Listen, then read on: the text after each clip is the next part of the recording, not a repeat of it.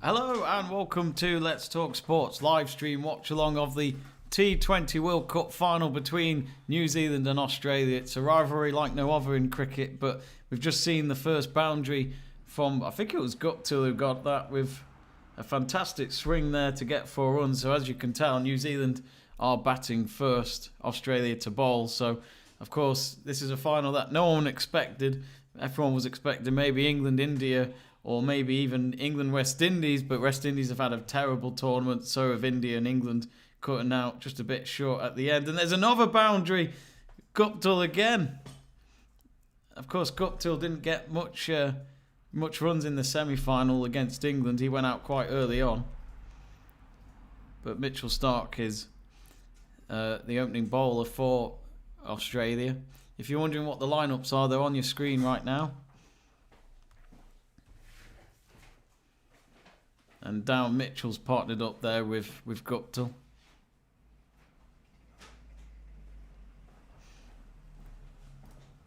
Let me just adjust the scoreboard, folks. It seems to have gone a bit too big on the screen. There we go.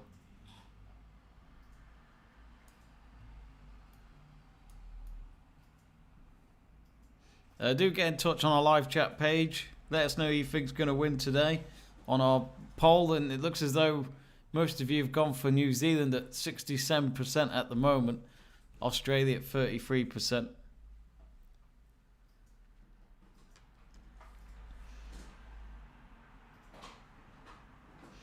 We've of course got all sorts of streams going on today. We've got Seb doing the women's football, which, by the way, folks, Seb has never watched women's football before, so he's not sure how that's going to go. And Jack's doing the F1 at 5. But at the moment, it's Mitchell at the bat. 5th ball of the opening over. Tucks it away nicely there. Fine leg. And the fielder has got to it. And it might go for 3. Oh, good throw towards the wicketkeeper there. It was that high. Wade wasn't sure what to do with it. Got 3 runs out of it, though. Now, I must admit, I did say in a prediction yesterday that whoever wins this World Cup in this match today, I feel like it's whoever chases the runs, and that would mean Australia if my prediction is right, but New Zealand have been some team in the last few years in T20. But let's not forget as well, if they win the T20 World Cup today, they have got the World Test Championship and the T20 World Cup under their belt in the same year. Here comes Starc again, slightly off the edge there. 9 from 1 over from New Zealand. Guptill with 6, Mitchell with 3. But yeah, it was Australia who won the toss and chose to field. David Warner is 1 catch for 150 catches in T20. Williamson, the captain for New Zealand, he's 64 runs for 2,000 runs in T20 internationals. For Guptill, it's 103 runs for most runs in T20 internationals. So, might not be today from Guptill, but who knows? He didn't have as I mentioned before, he didn't have a good match against England. I'll have to check ESPN quick info of how many runs that was. I can't remember. If you've never used ESPN quick info, it's absolutely fantastic website.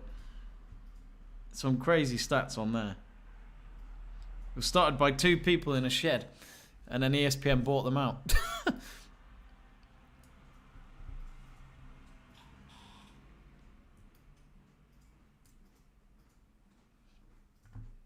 So who's bowling next then? Oh, it's Hazelwood.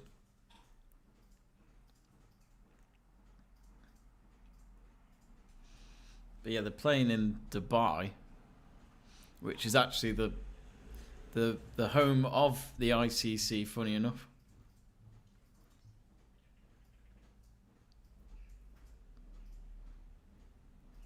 So the ICC officials are probably loving this tournament because they only have to walk down the road to go to this match.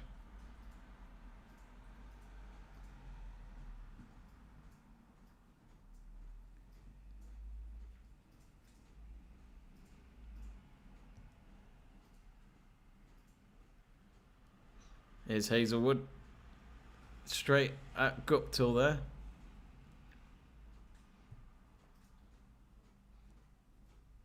Liverpool FC KK says, go Kiwis. And we got CJW saying, go Aussies.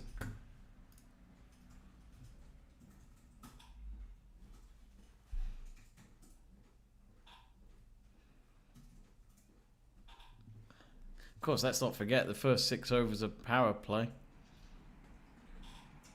So that means only 2 can go outside that circle.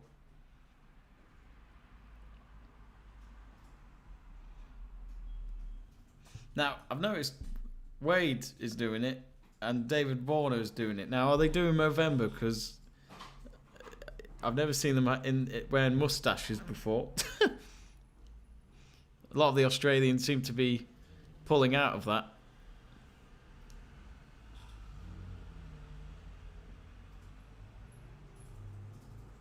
It's not a bad over so far for Australia. There's been no runs in this one. Another dot ball.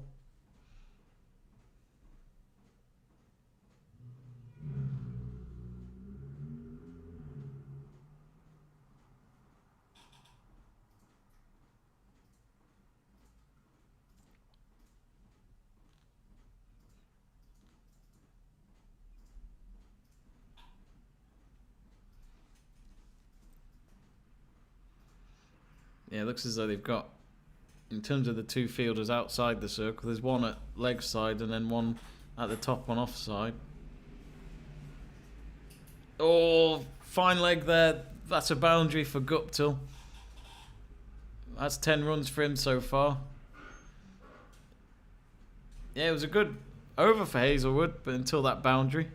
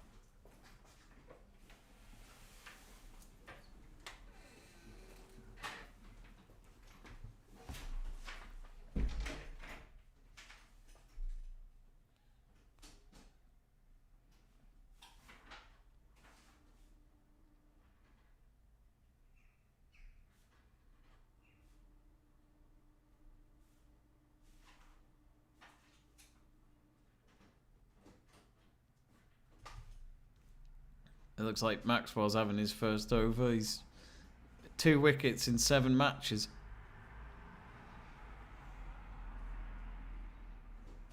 So New Zealand 13 for nothing.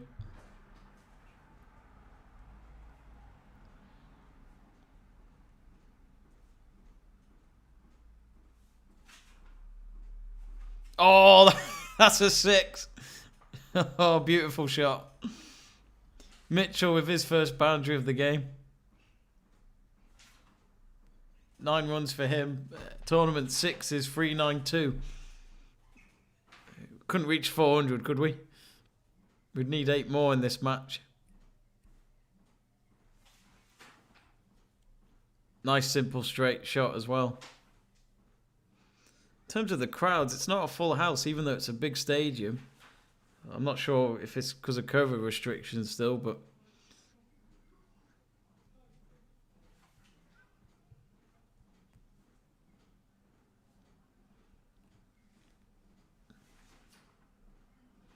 $20 for nothing. New Zealand have had a good start in this innings.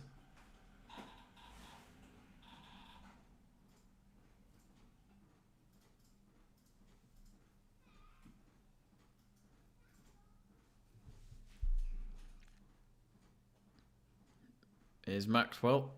Oh, nearly. Nearly got an edge there.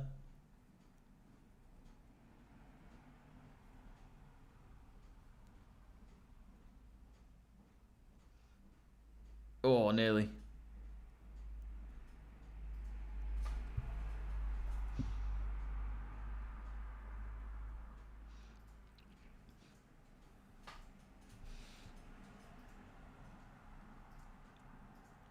Yeah, it was an inside edge, but the wicketkeeper didn't catch it. Should have been the first wicket of the match there.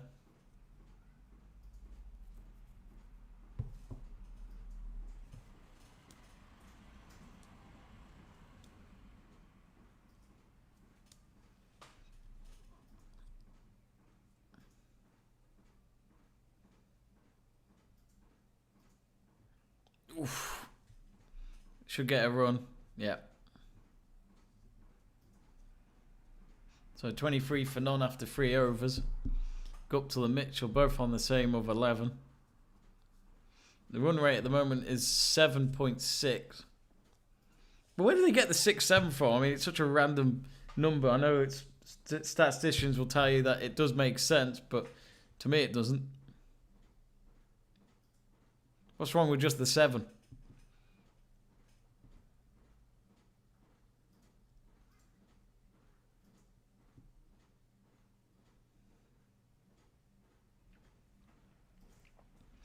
It's interesting with from what I was reading yesterday ahead of this match, that the New Zealand team, you know, a lot of them do play all 3 formats, so Test cricket, T20 and one-day matches for New Zealand. So you do wonder if is that the key to trying to dominate all 3 formats?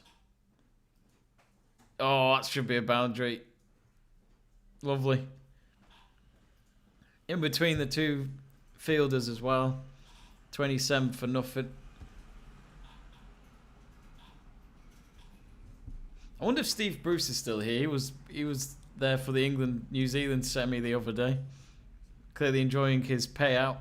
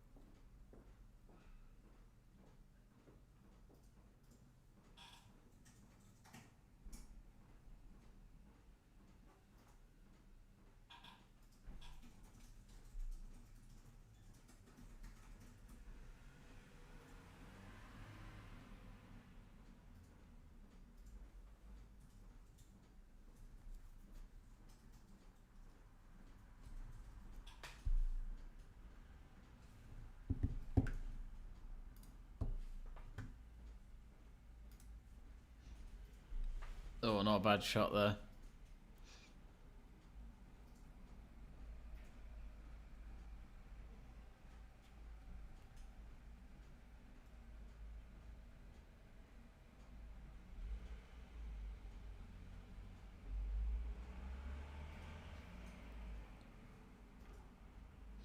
I think that's the interesting thing about the power play. Just 6 overs can be quite a long time, but it's obviously just trying to, in a way, just trying to lift it off the circle as well.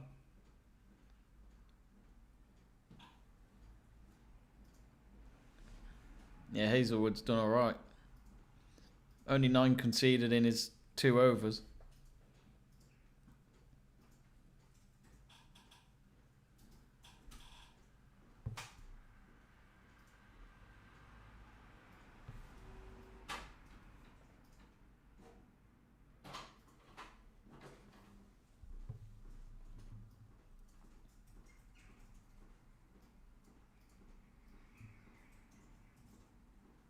Oh, and there's the first wicket. Mitchell gone for 11. Caught by their wicket-keeper, Matthew Wade. So New Zealand first wicket against them after 28 runs. I was saying it was a good over for Hazelwood. But of course, the first wicket is always interesting to see if the partnership has been broken or if it creates a new one. But it was low on Wade. Wade had to get down to it to make the catch. But despite despite New Zealand having a good start in this match, it's Australia that could say that they've had a good start with this first wicket. So 11 runs with just 8 deliveries.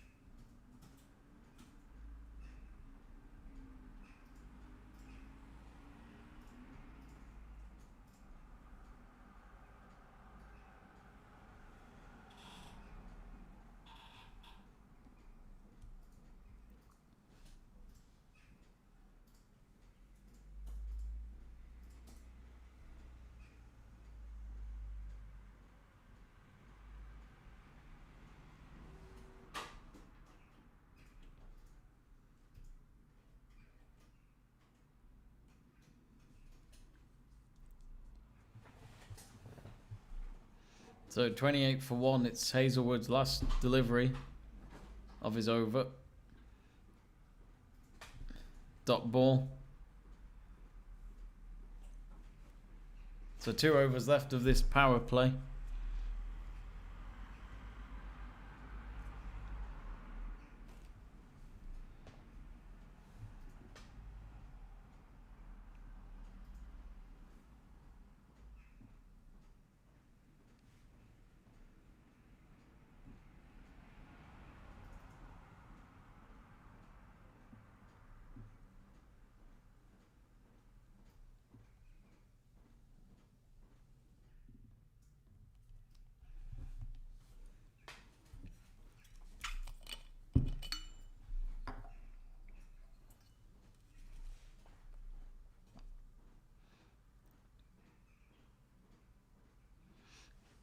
Pat Cummins is in 5 wickets in 7.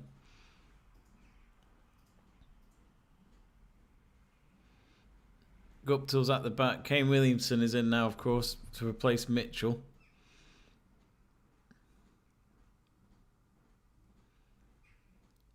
I was reading the other day that New Zealand are a team full of nice guys, and obviously people would say nice guys don't win normally, but of course they beat England the other day. They kind of got their revenge after what happened in that famous Cricket World Cup final 2 years ago, but at the same time I don't think anyone will forget that match.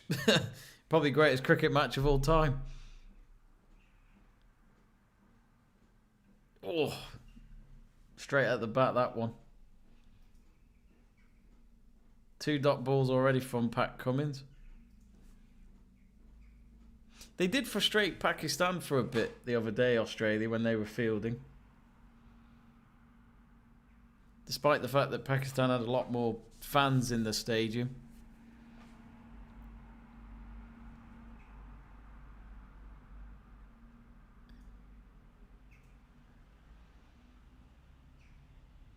Mohan Guptill at the bat.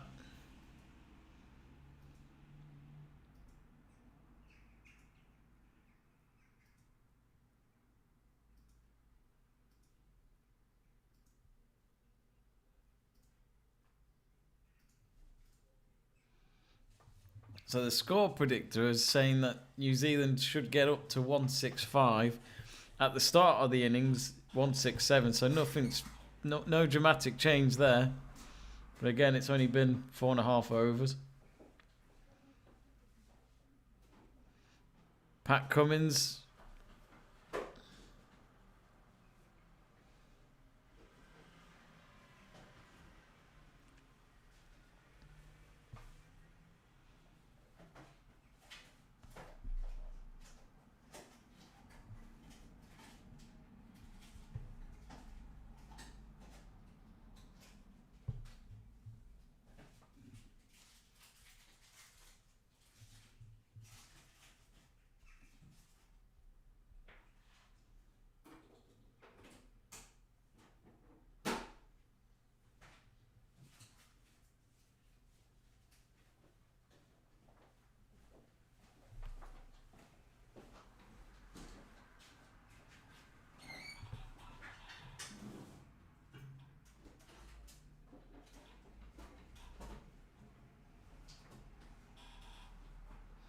that's New Zealand on 30. Williamson finally getting a score on the board.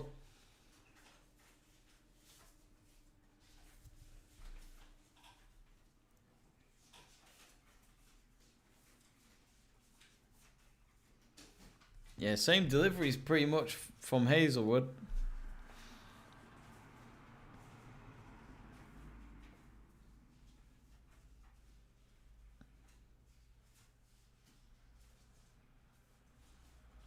Now, of course, Australia, after this, they've got a big Ashes to come. December 8th is the first test between England and Australia. I'll have to check which venue it's going to be at, but let's just say, as an England fan, the trips to Australia are normally disastrous.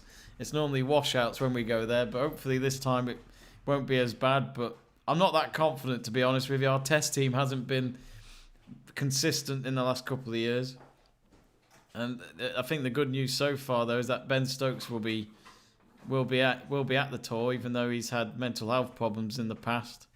Of course, it's a tough gig going to Australia, really, for 2-3 months away from family, especially during Christmas, because let's not forget, the first test is on 8th of December, and then I think the second or third test is on Boxing Day, which is a tradition in Australia. They always have a test in Melbourne on Boxing Day, so whether England like it or not, they have to play it. They were having talks not long ago of cancelling the Ashes, but both teams have been able to agree with the ICC for it to still happen this year. And Australia are ready for it, and I don't think they like the thought of England not coming, because you know what Australia are like with England. They look at us and think we're being pathetic and we're wimping out of the series, but I don't think it's that at all. All because of COVID related.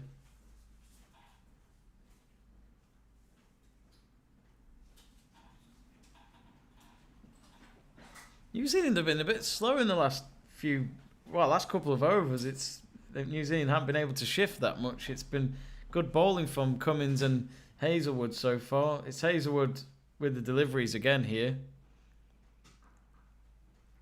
But in terms of power play, I don't think 30 runs conceded is not that bad, really.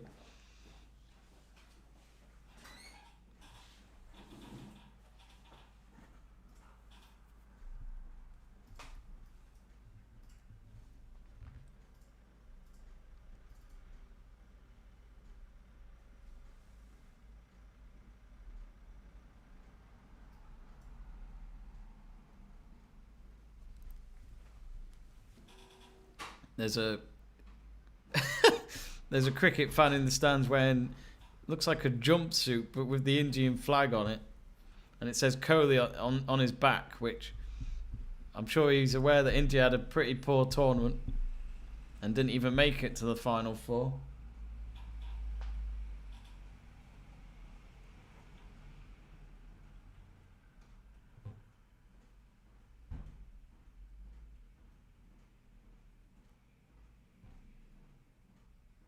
Do get in touch, folks, on the live chat page. Let's look at the poll. Still, most of you going for New Zealand at 70%, Australia at 30%. 30 for one. Williamson still not being able to add to his one run. He's had 7 deliveries. But there's one ball left of the power play, and at the moment, New Zealand are going to end the power play with 30 runs with a batsman gone. There's one extra so far, and it was Mitchell who was bowled out by Hazelwood with just 11 runs.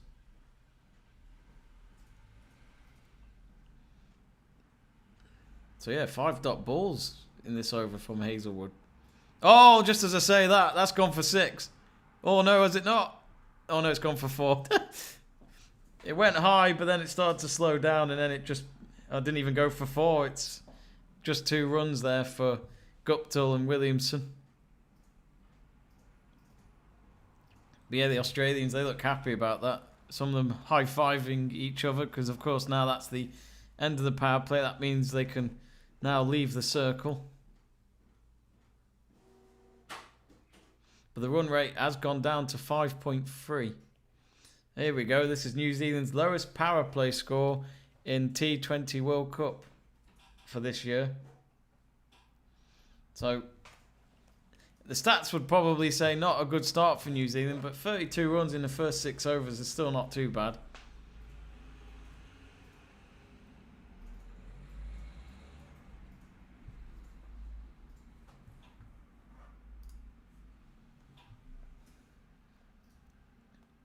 So what's the projected score here? If they get 8 runs per over now, it's 144.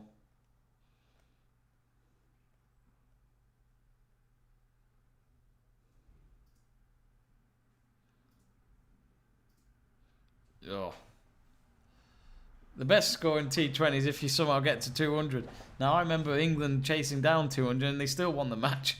That was against South Africa at the last World Cup. Which, as an England fan, does disappoint me to think that this England team still haven't won a T20 World Cup. Yes, we won one 11 years ago, but that was different then. You had Paul Collingwood as your captain. I think Ian Bowe was in that team. Kevin Peterson definitely was. Stuart Broad was in that as well. They actually did a watch-along in the past on Sky Sports with Kevin Peterson and Stuart Broad.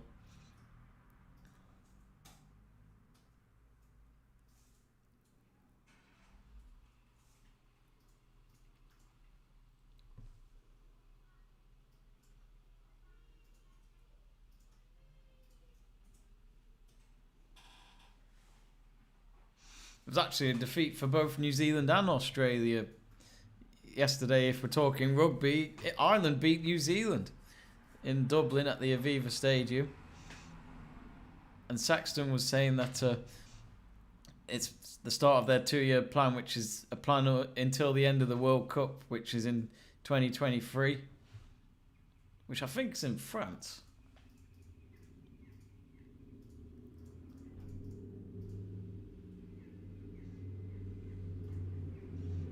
It looks like Guptill's chewing gum there.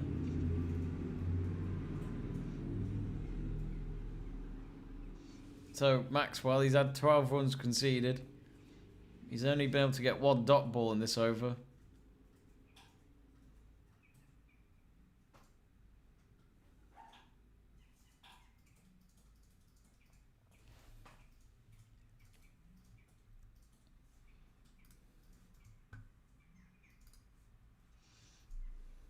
Maxwell again.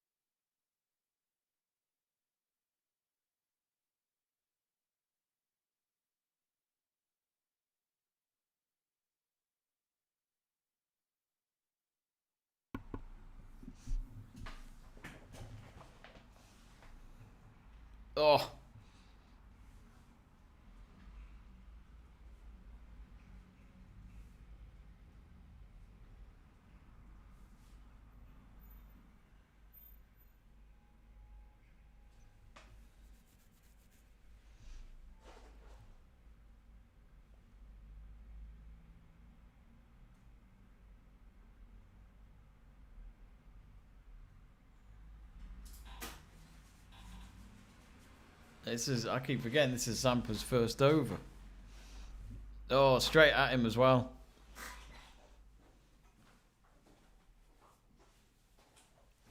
I must admit, I don't know much about Zampa, but is this a player that we could see at the Ashes next month? I'm not sure.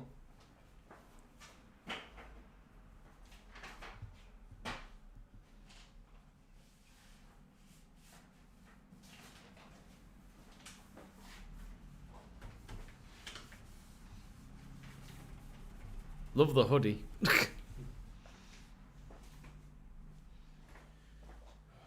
So, in terms of power play, they got 32 for 1. And New Zealand's best was 52 for 2 against India. 82 for 2 in a power play. That's mad. You should expect to get 200 from that. Apparently Glenn Phillips is in after the next batsman. Oh, good shot there by Guptill. It won't reach for a boundary though.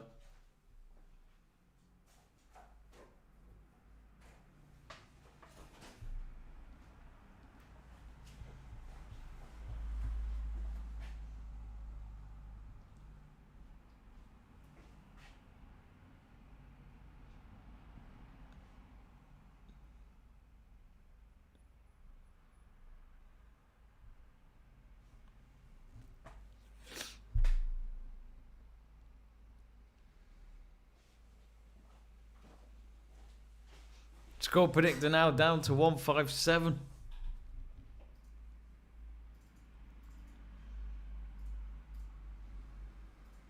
Marsh, this is his first over. Remember, folks, that each ball only has 4 overs in a T20 match. So you got to use them wisely.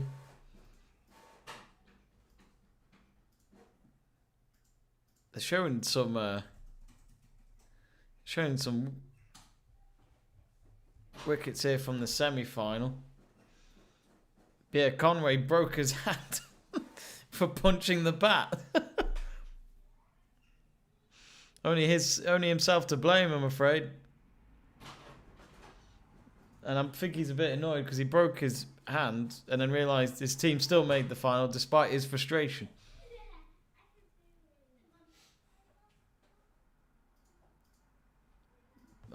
I believe his parents are there as well, so imagine coming all the way and then they're not even being able to watch him.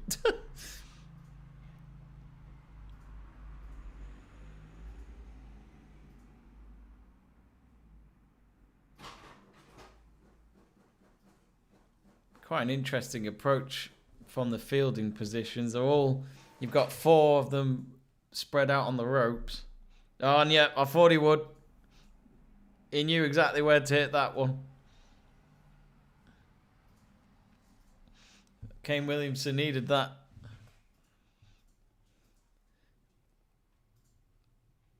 Now that's the most random thing I've seen. Someone wearing a Wolves shirt in Dubai.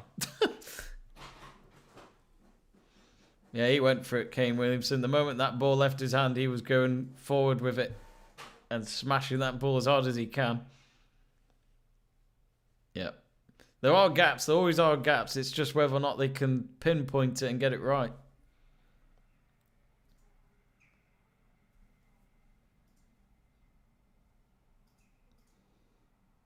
Close to the halfway stage. New Zealand still on 47.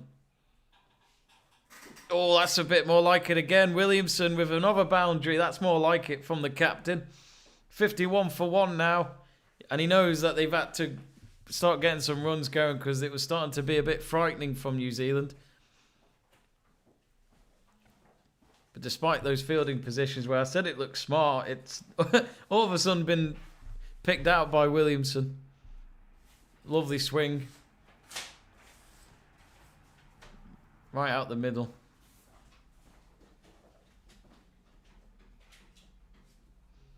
So he's now on 15 runs after 15 balls.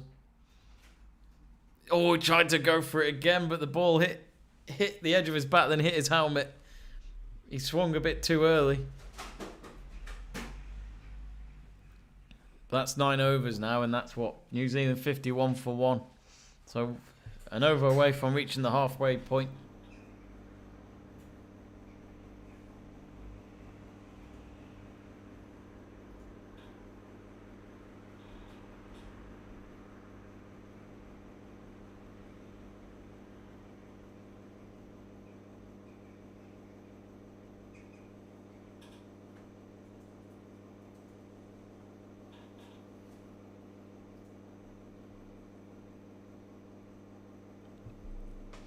Jamie Burgoyne asks, who would win in a fight, Seb true or Seb false? Not really sure how to answer that.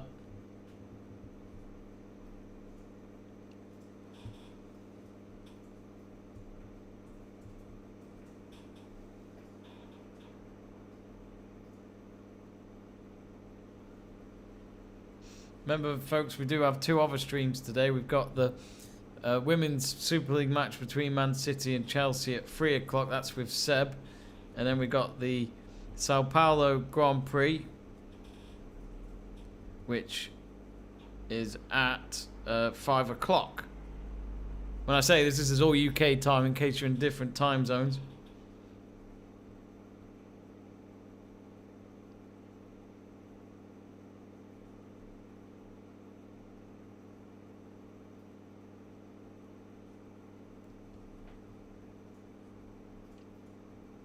Now, of course, if you haven't yet, folks, do make the most out of a discount code that we've got with manscaped.com. It's Let's Talk Sport, all in capitals, for 20% off on their shop. We've got it for another week, so make the most out of it. Maybe you can get something for your husband or for your wife. I mean, I'm sure it's more of a man's present with the name Manscaped, but who knows?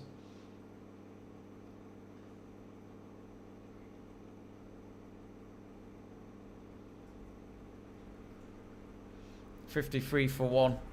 This is very interesting because I think Australia now are starting to think that this is their innings at the moment.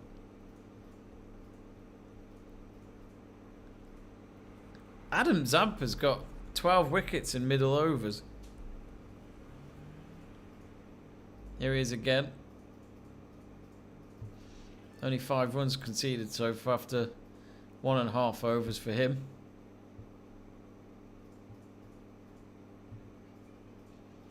Make that 6.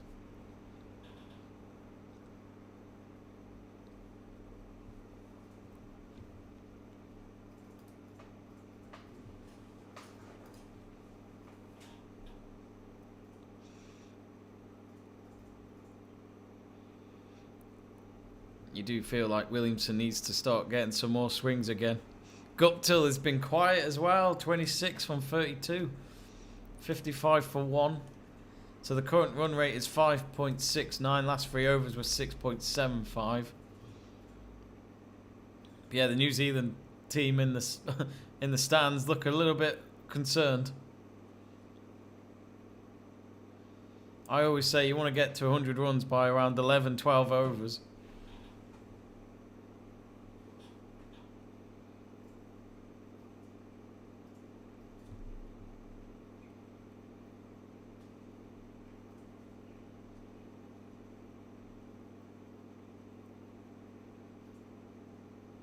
Oh.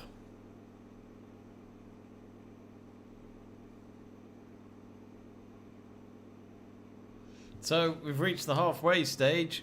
10 overs, 57 for 1.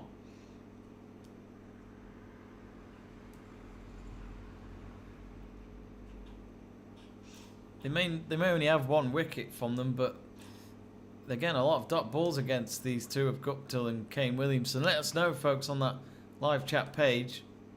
Should New Zealand be a bit concerned, or I mean, either way, they could act like they're concerned, but they've still got 10 overs to make that score a lot better, of course.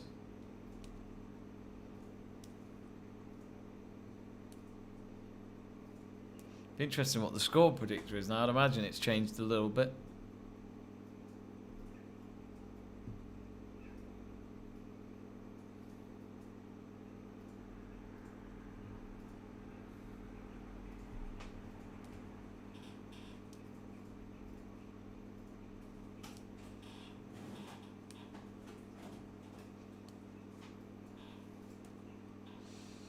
King 20. 20? Is it Warney?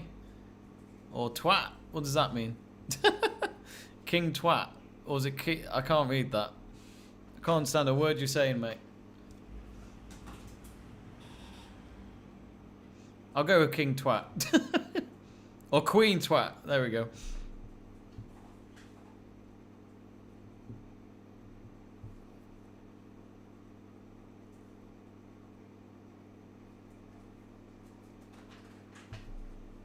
I must admit, folks, I did find my old mini cricket ball the other day, and I've been a bit hooked with it now. It's been in my hand for ages. And it's a white ball.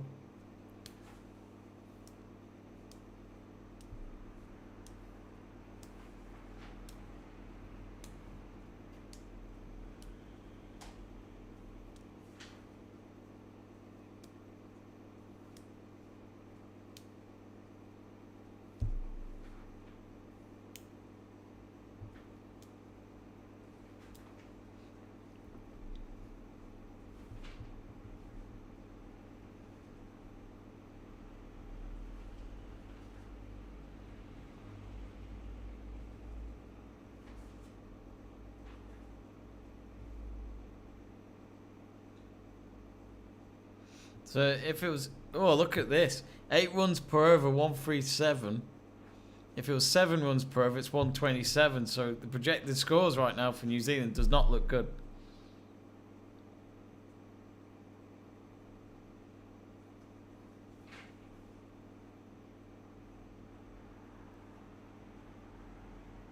.57 for 1. What can they do here? It's Williamson at the bat. Stark with his second over to start.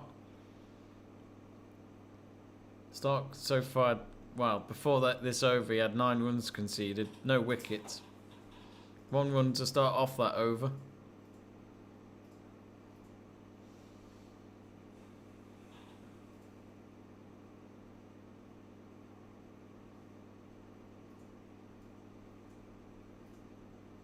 Atmosphere sounds good, even though it looks like it's a limited stadium. It's not a sellout. I must admit, even though I had no intention of going, I remember checking the prices for the tickets 2 weeks ago for the final, and it was the cheapest I think you could get were 400 or 500 quid. A lot of money just for a match. But we've seen some crazy prices for finals of sporting tournaments, especially the Euro final. I'm sure that was 4 or 5 grand. It's fucking mad. If you're neutral and you pay for it, then fair enough. But if you support one of those teams and they lose, then that's a lot of waste of money. But again, that's sport for you. You don't know what's going to happen. So the score predictor's now up to it's down to 161. So it hasn't changed that much for New Zealand. Oh, good swing. Should get 2 runs out of it. Yeah. Warner does pick it up, but he doesn't rush his throw back to the crease.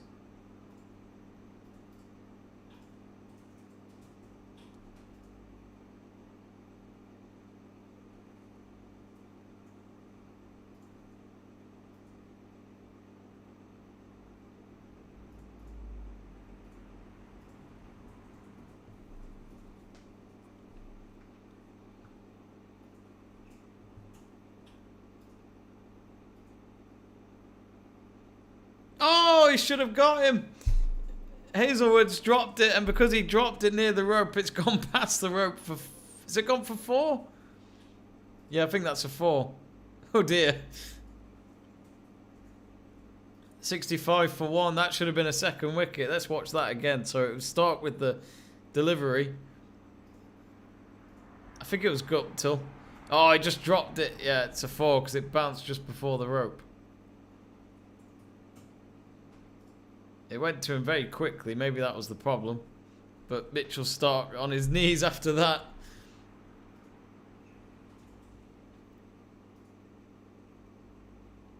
So 65 for 1. Yeah, Williamson looks up for this. That's another boundary. Down the middle. 69. Not a good over for Stark.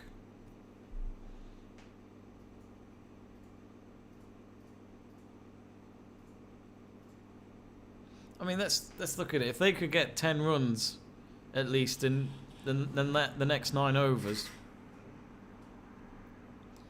then that should be what are we saying? 150, 160 around that, aren't we?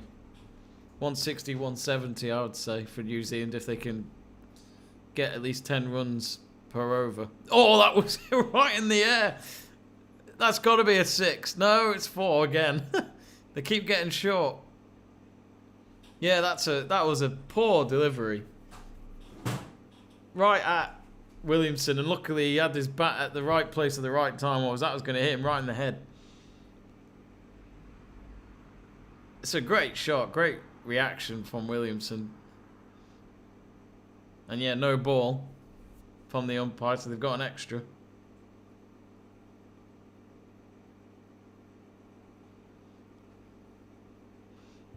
But we saw what happened the other day with Jordan. He made a couple of mistakes in that over, and it proved costly with, I think it was 23 runs New Zealand got from that over, which completely changed the game around and helped the Kiwis win. Free hit. Is it a 4? No. Should be, is that 2 runs or 3 runs? I didn't count that. 76. That's more like it from New Zealand. They've changed it a bit in that last over. Nicely done. As obvious as it sounds, it's just get as many runs as you can. It was Starness with the stop on the ropes.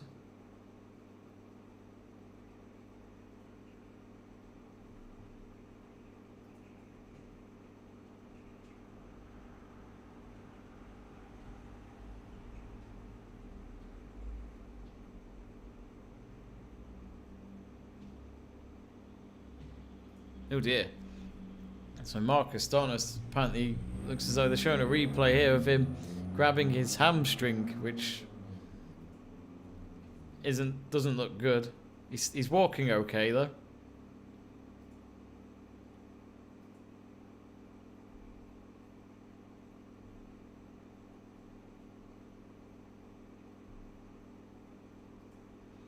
They've got Rasputin playing in the stadium. Few beers and you're well into that song. Oh, that's got to be another 6.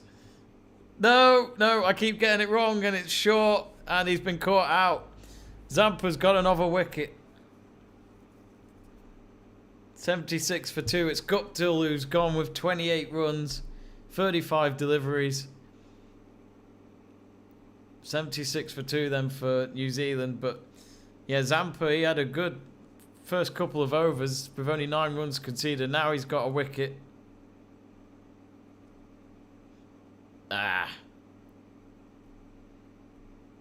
It wasn't far off from a 6.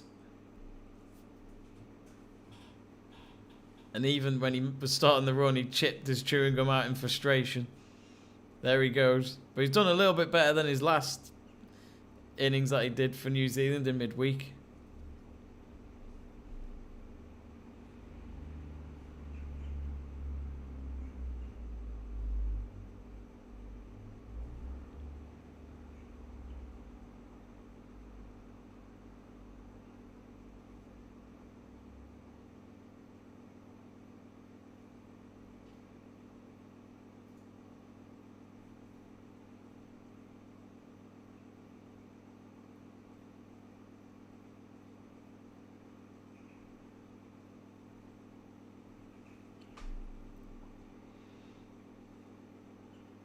Let me check Martin Guptill's stats.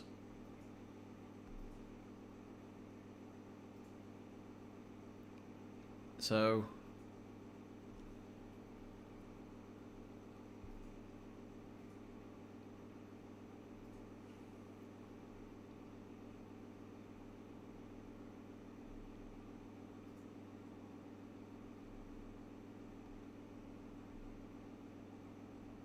in the match against England the other day, oh damn it, I've clicked the wrong button there. Oh no, I've lost that.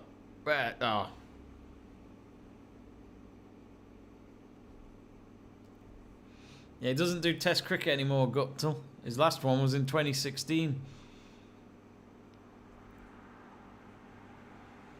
Of course, let's not forget, 6 years ago was the one-day World Cup final between New Zealand and Australia. And I remember Australia winning that quite comfortably. But ever since, Australia's one-day competitions have not been at a very good standard. I'd say England have probably overtaken them easily from the rankings there.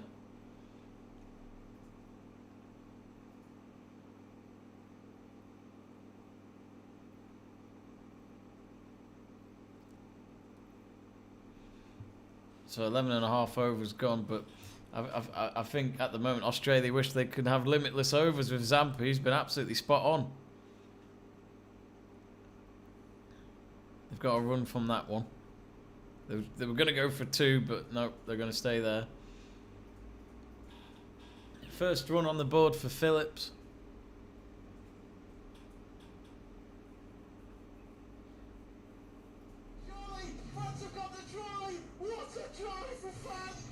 Was a striker, not a What the?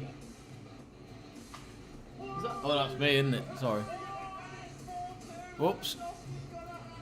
Sorry about that, folks. Oops.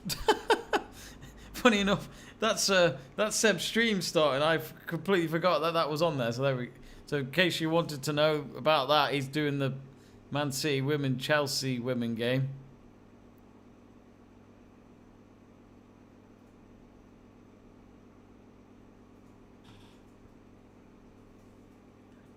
So do join Seb for that if you're intrigued by how that match concludes, because as I said before, Man City women have had a terrible start to the season. I think they've lost 4 games out of the 6 that they've played. Meanwhile, there New Zealand have reached 80. 81 for 2.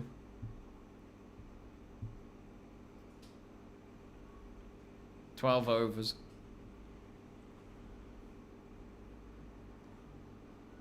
Yeah, I still think New Zealand can be quite realistic at a 160, maybe a 170 if they push it.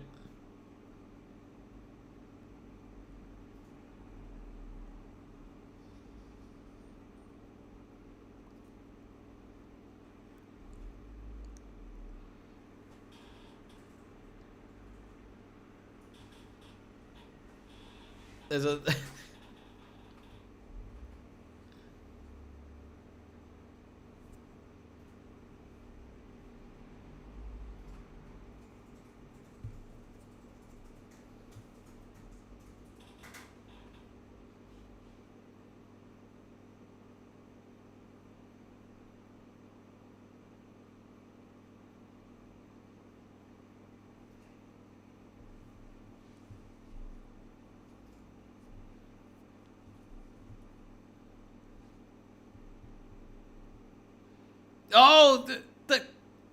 'Did that not hit the wicket?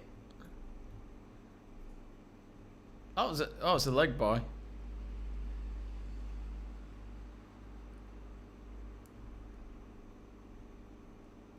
They can ask for a review. The DRS time is nearly up though. Neither team have used a review yet. Oh. I think Aaron Finch wanted one of the players to give him a yes or a no. What happened there? Let's have a look. No, yeah, it is a leg bye.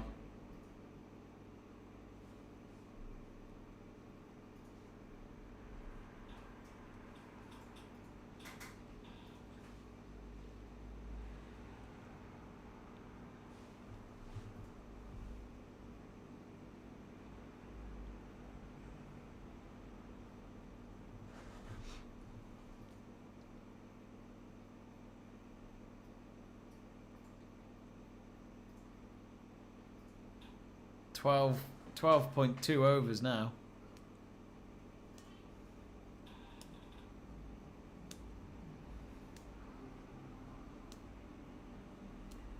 So the last 12 balls have been 22 runs.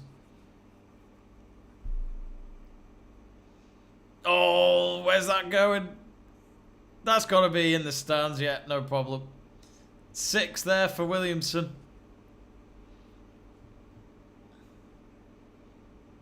Tournament 6 is 393.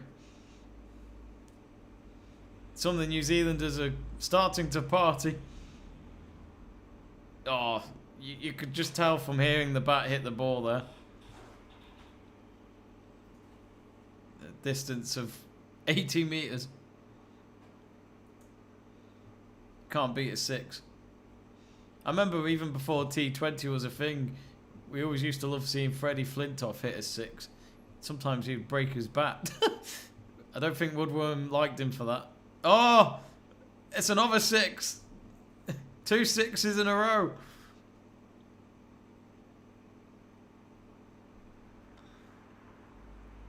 $95 for 2. Another 6, they'll get past 100. It's exactly what New Zealand had needed.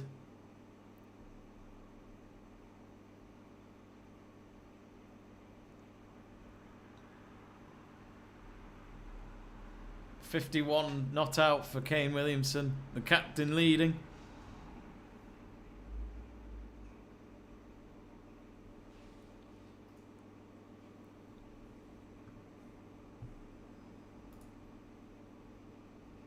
Here's Maxwell. Oh dear, what was that? It just completely dropped out of his hands. That's got to be a no ball, surely.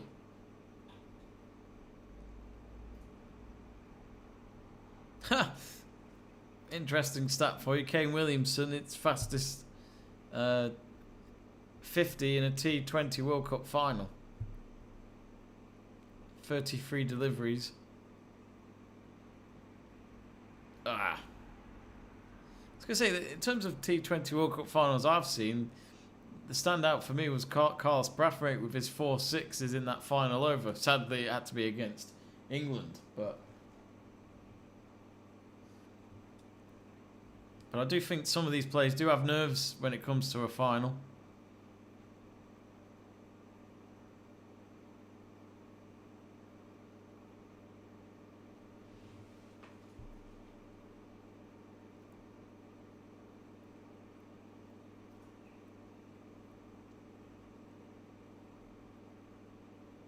So 13 overs gone. It looks as though it's Cummins coming in. He's only had an over so far, which was 0 for 2. Not bad so far from Cummins then. Run rate has gone up again. It's 7.46. A lot better than when it was at 5.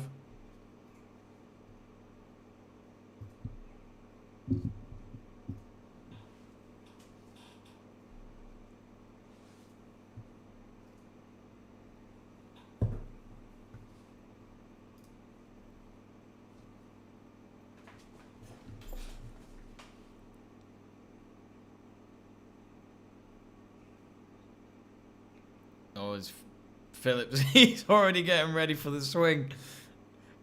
And it was, after all that, it didn't get anything. He's swinging his bat like it was a baseball bat there.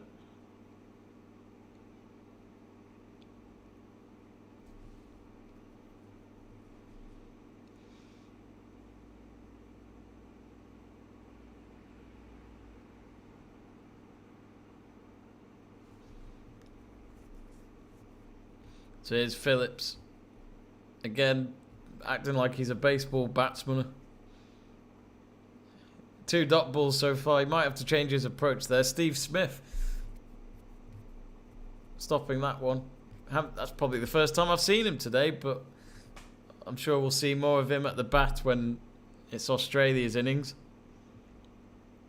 Of course, Steve Smith, I'd probably say, could be the big difference between England and Australia in that Ashes test. He was so good in that last one though, 2 years ago. He was just so consistent at Test cricket. Actually, let me check. The one thing I love about cricket stats is batting average, and I think his was around 70. Let's have a look. 98 for 2.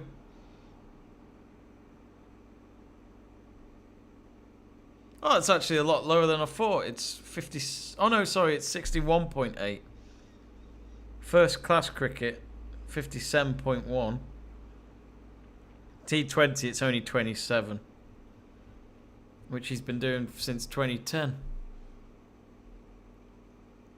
I think he was actually part of the Australia team that lost to England at the T20 World Cup when it was in the Caribbeans, which, yeah, Australia have actually never won the T20 World Cup. I don't think New Zealand have either.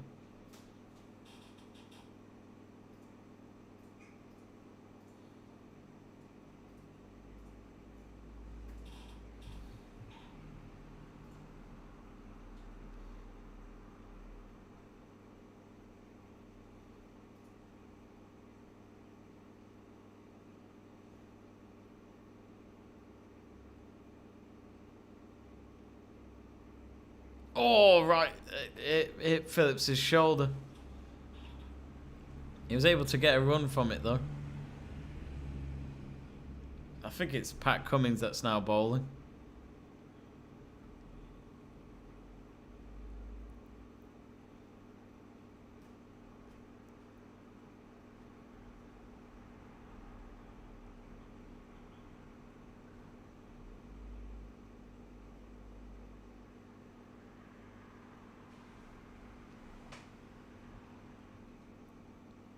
So 100 for 2, they've finally reached the century.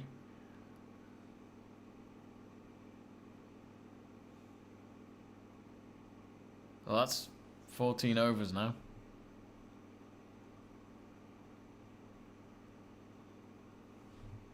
Pat Cummins has had a great time so far. 2 overs and only 6 runs gone.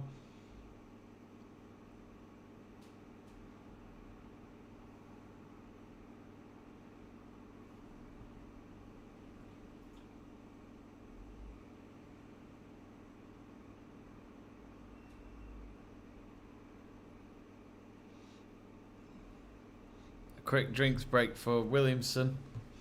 He's probably telling Phillips. I think Phillips is asking for his advice as well because he's had a bit of a slow start.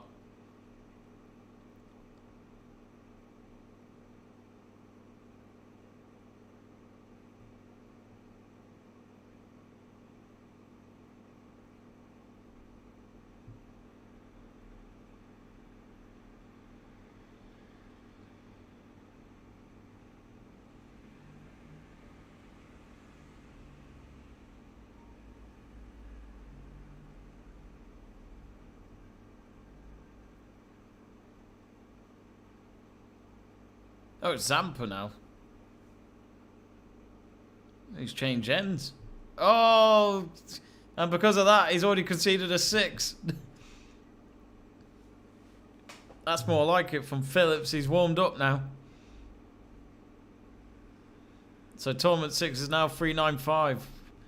I did say at the start of the stream, if 400 might be a bit too much, but who knows? You want to see as many 6s as you can. That one was 83 metres.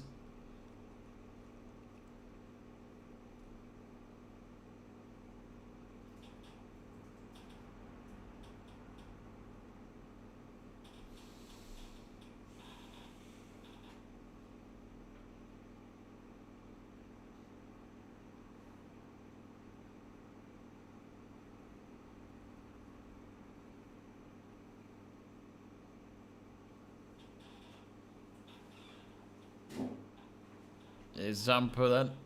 Oh, he's got him. Or is he not? The umpire says no.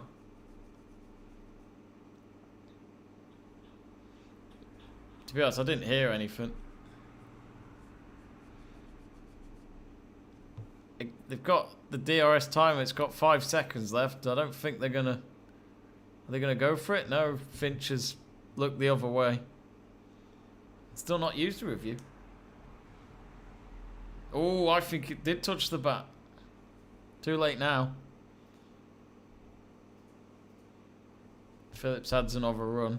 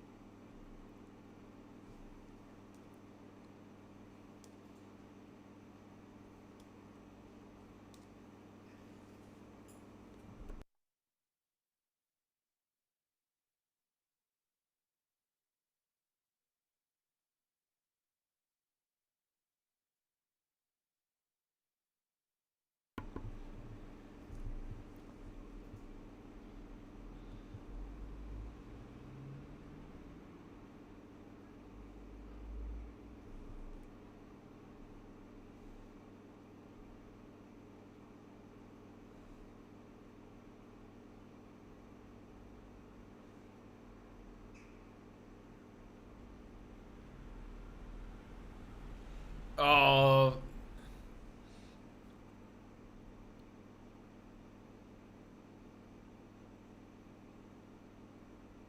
Lovely boundary from Phillips.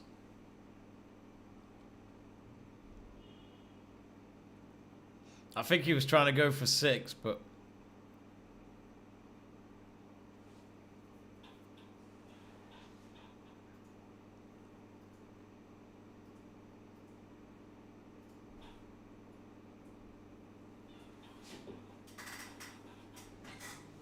One last ball in for Sampa.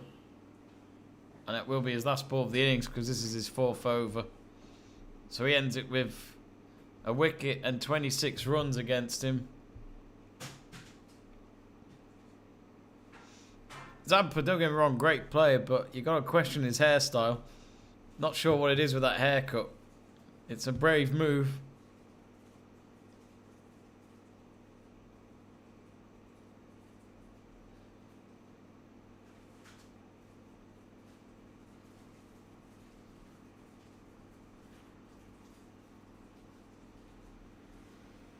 So New Zealand, their last 5 overs, it's 57 runs, 1 wicket, 4 fours and 3 sixes.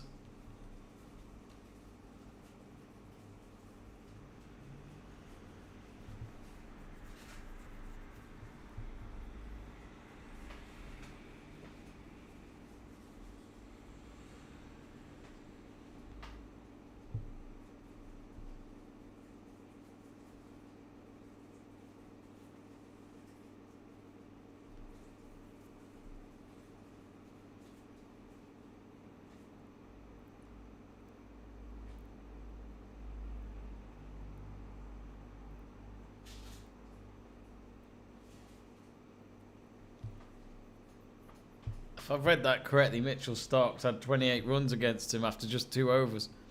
He's been expensive.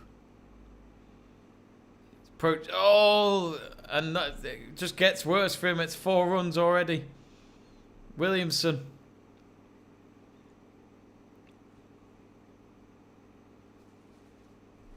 $118 for 2.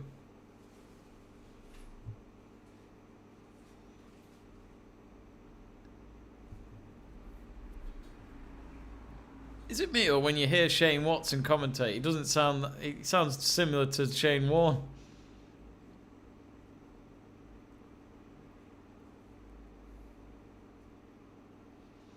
I remember Shane Watson from the 2013 Ashes because he was a losing captain.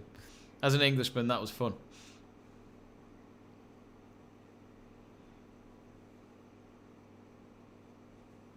Oh, that's too short.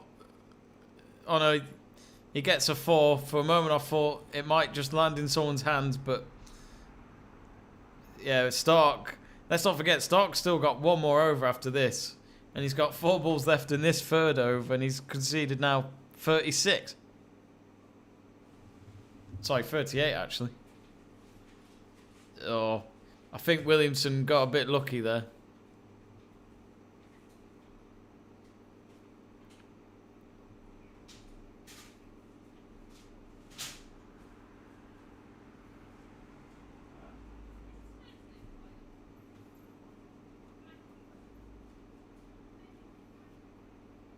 $122 for 2.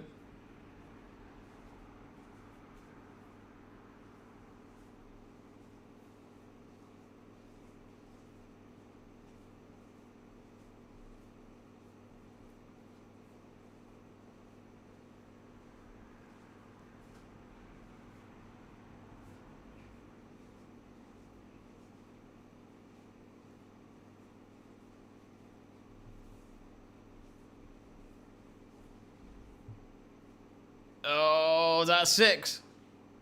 At this rate, Williamson's going to get 100. 69 he's got now, 128 for 2. What a captain. That's 34 tournament 6s for New Zealand.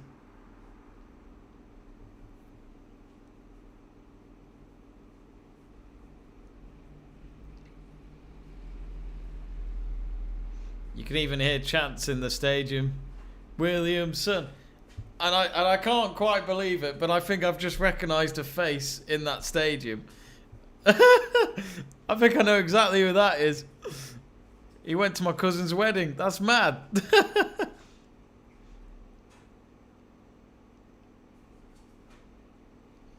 So current partnership 52 from 26. Oh, it's too wide. That's got to be a no. Is that not a no ball? No. But yeah, Stark's now got 42 runs against him.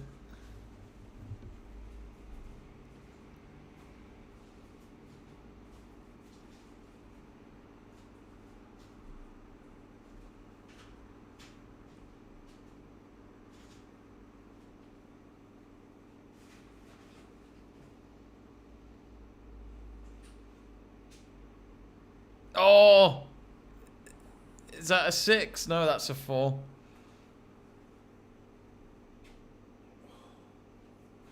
Chris, you remember that guy off... You know, remember...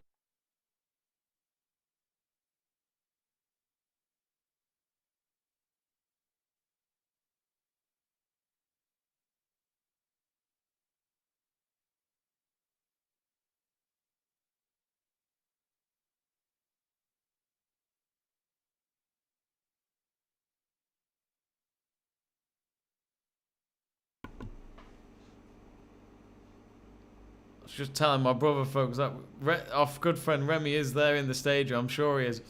Oh, that's another 4. Williamson's going to get 100. He's on 77 now. 4 overs to go exactly, so 1-3-6 for 2 now. But Stark, he's still got 1 more over. Does he bowl another over? He's had 50 runs against him now. 0 wickets.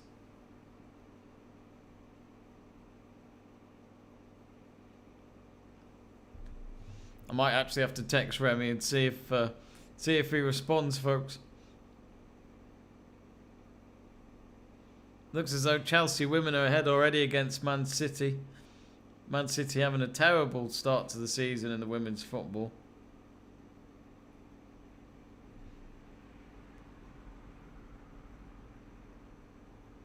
Of course, the big race is at 5 o'clock, the Brazilian Grand Prix, which it's Valtteri Bottas who'll start the race first because he won the sprint race yesterday. Verstappen second and Carlos Sainz in third, while Hamilton, I think, will start in 10th.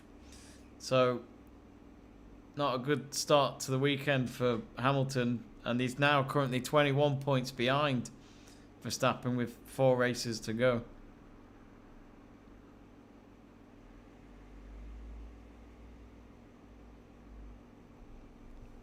Here's Cummings. He's still got 2 more overs. Oh, it's a wide ball. And the run rate has gone up to 8.5. Mainly because of Williamson.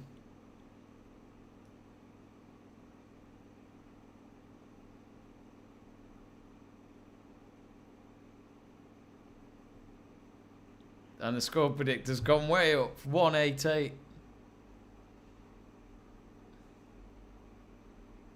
Oh, is that another? No, Phillips. Ball's picked up by Maxwell.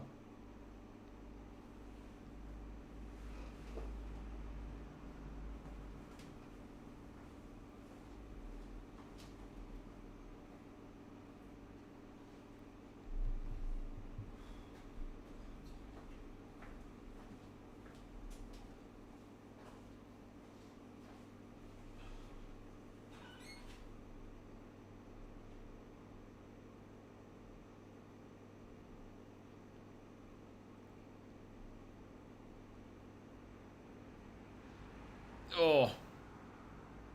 Oh, they're going to go for a run, New Zealand. Cummings dropped the ball. It's funny, in the first 10 overs, you felt like it was Australia's, but this second half of this innings, it's been New Zealand.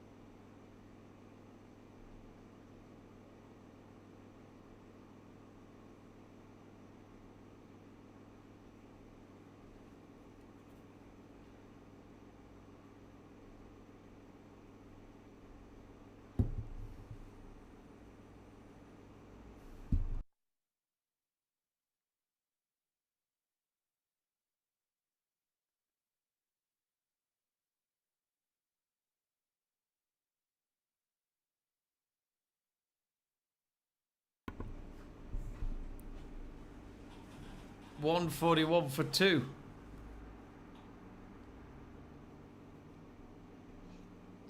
Do get in touch on our live chat page, folks. How's everyone's Sunday going? As always, the weekends go too quick. Oh, that's rude, Burgoyne. Says Seb streaming. See you, mate. Oh, leaving me to it. The bastard. Oh, that was a high one from Cummins, but either way, it was still hit by Phillips.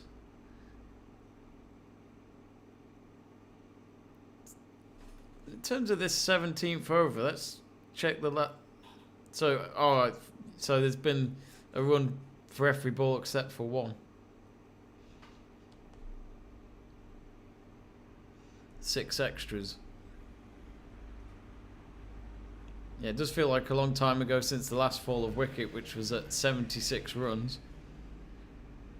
At the moment, New Zealand could get to 180 if they carry on like this.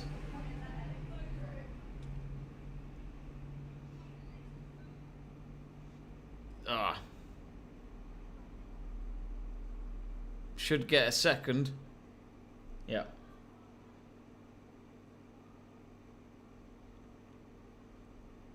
So 3 overs to go, 144 for 2.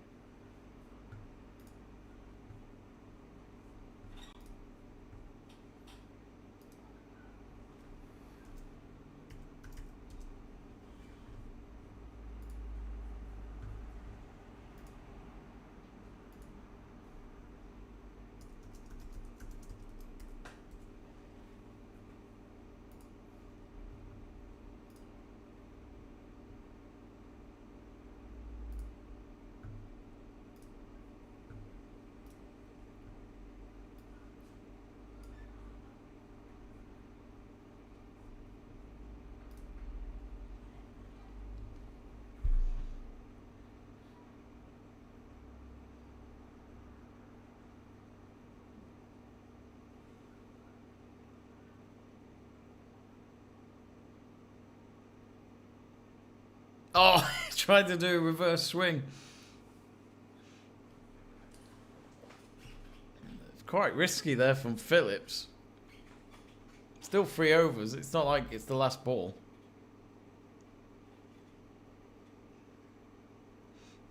I do love the reverse swing move. But if it doesn't go right, it can look very messy. I've seen at least 2 wickets in this tournament that have been LBW because they didn't get the timing right with the reverse swing. Actually, Roy was one of them. Oh, Phillips caught out. And that's a second wicket for Hazelwood. So Phillips has gone for 18. Could that change it a little bit for New Zealand going into these final few overs? Williamson still out there, of course. He's on 81, so...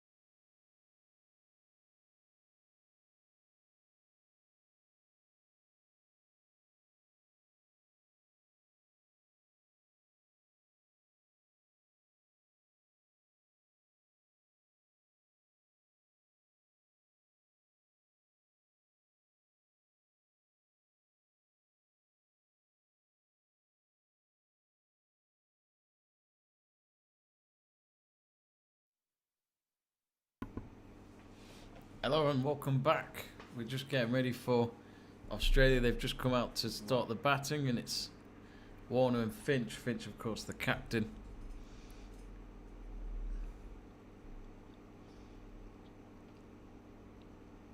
Well, if I can remember, in the semi against Pakistan, Warner got half a century.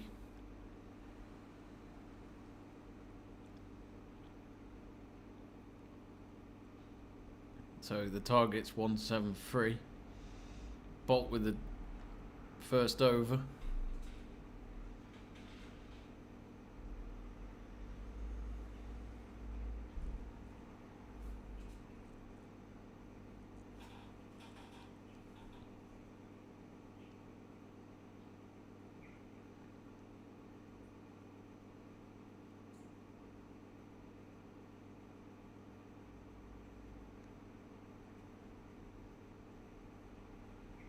Oh, the edge there was quite scary.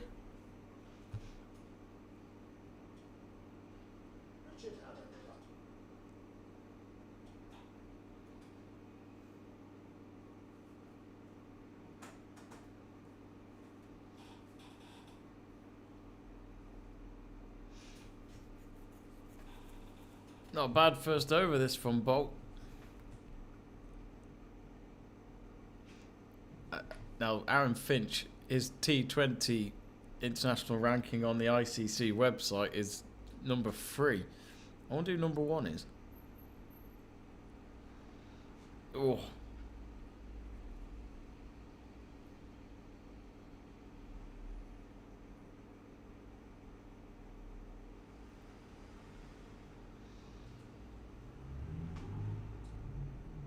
Yeah, that was Finch's first delivery.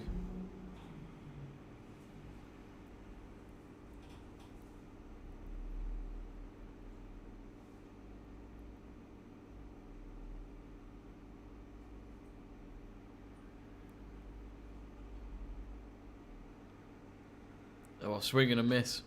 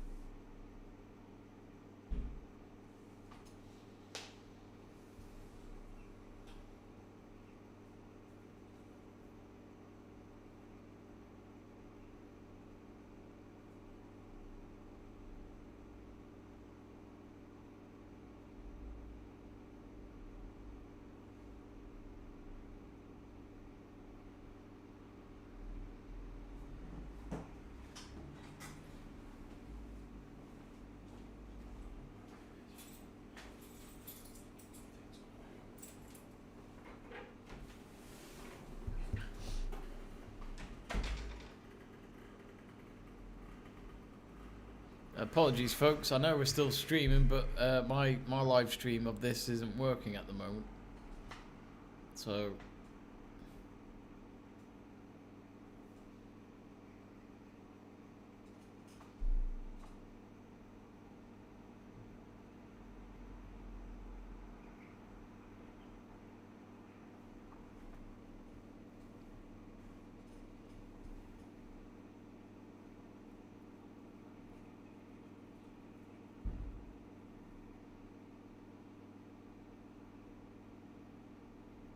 it looks like the Wi-Fi's okay.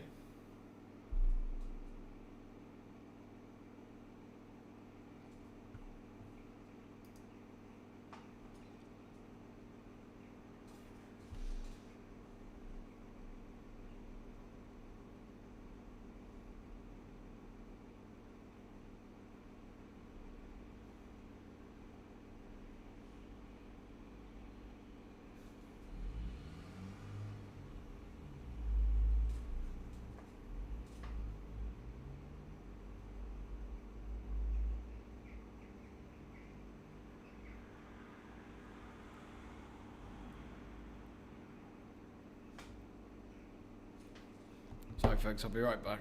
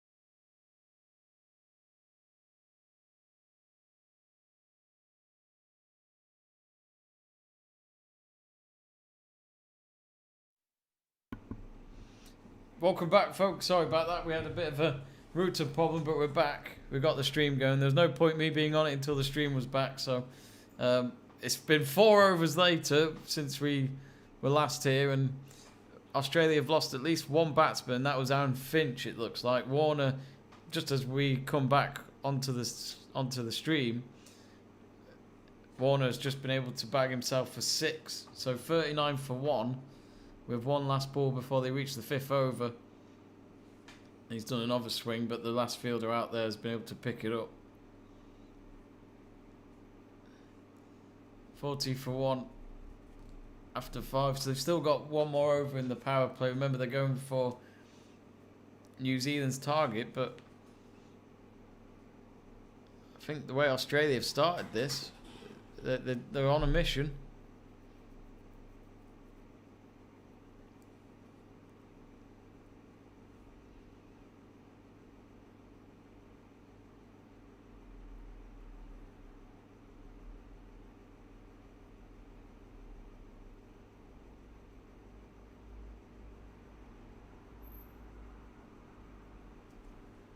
So at the same stage, New Zealand were 30 for 1. So Australia 10 runs ahead of what New Zealand were on.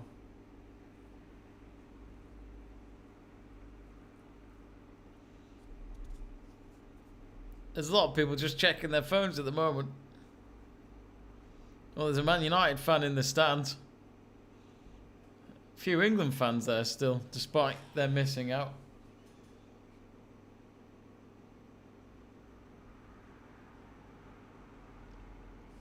Yeah, Warner had a great semi-final, and it looks as though maybe form might continue here.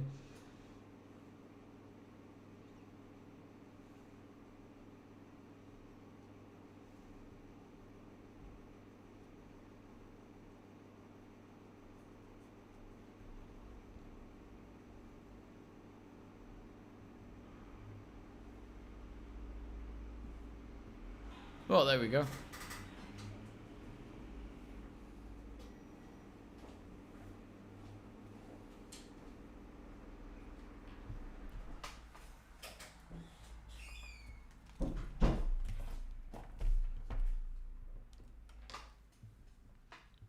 So do get in touch, folks, on our live chat page.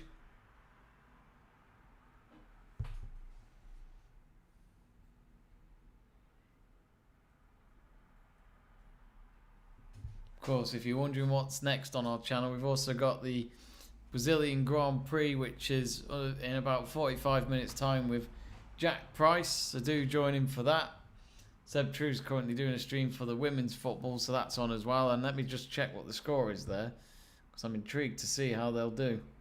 Because last time I checked, Chelsea women were winning 1-0 at half-time. And they're now 3-0 up.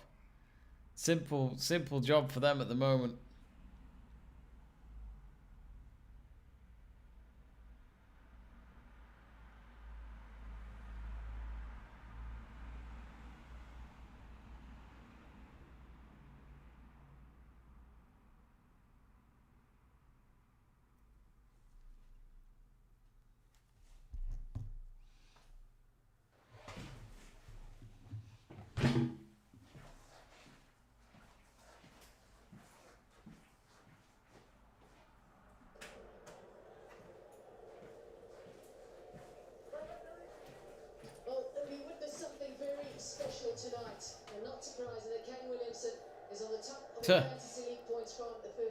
As you'd expect, Williamson with his innings before, he's got 119 points in the fantasy league. Josh Hazelwood is up there with 89 for Australia. Hazelwood had a few good overs at the bat. Sorry, not at the bat, as a bowler. Oh, and Australia only got 3 runs from that over. Power play's over and done with. So at the moment, Australia need 130 runs from 84 balls. So New Zealand just slowing Australia down a little bit.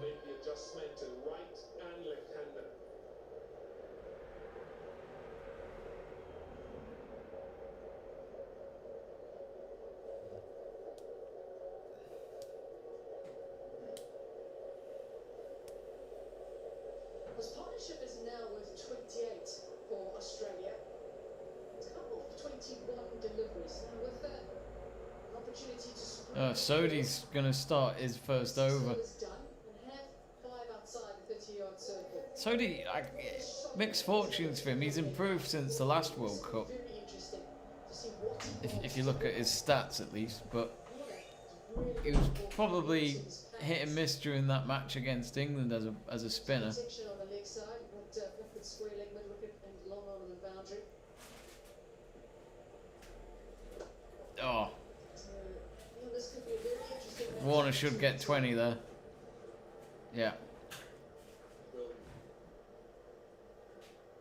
It's fascinating watching Glenn Phillips and how quick he is across the ground. Let's not forget David Warner was one of the members of the sandpaper incident. So despite all the praise we give him, we gotta remember that. Steve Smith part of that setup as well. In fact, their bans weren't even that long. It was like a year or something like that. It wasn't even that long. Gonna drop my ball. What's our live poll say now? So actually the live poll has changed a little bit. New Zealand's at 57% still, so it's still ahead with Australia on 43%, but it was a bigger gap before. Maybe Australia's batting at the start has changed a few people's minds. That's what he's going to be probably looking to do against Sodi. Warner is so quick between the wickets. And it's brilliant running, good calling as well. So the win predictor right now is saying New Zealand 50%, Australia 50%. So basically, is that technically saying there'd be a super over? It's brilliant running between the wickets.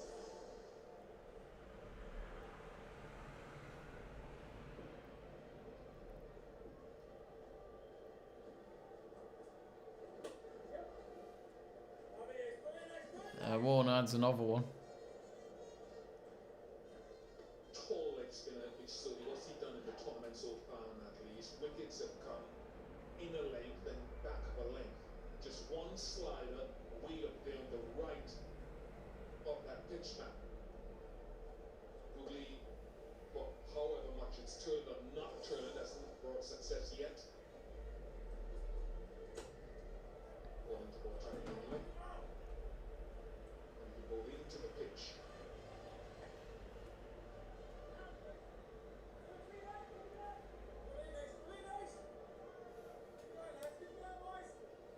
The quiet run rate is really something to worry about right now. You've got wickets in hand. Warner's still at the crease as well.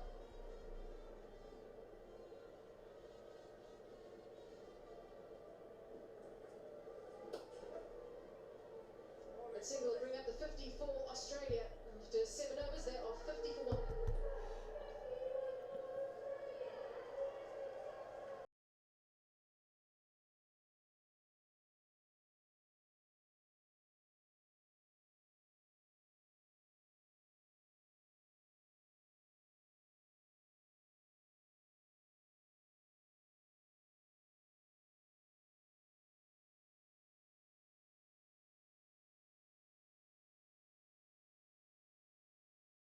Going on in the Premier League next weekend, live on Sky Sports.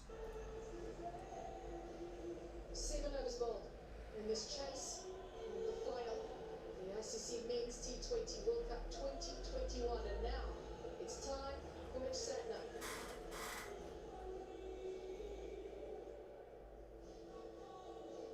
Struggling with his balance a little bit. I hope he has those all to himself.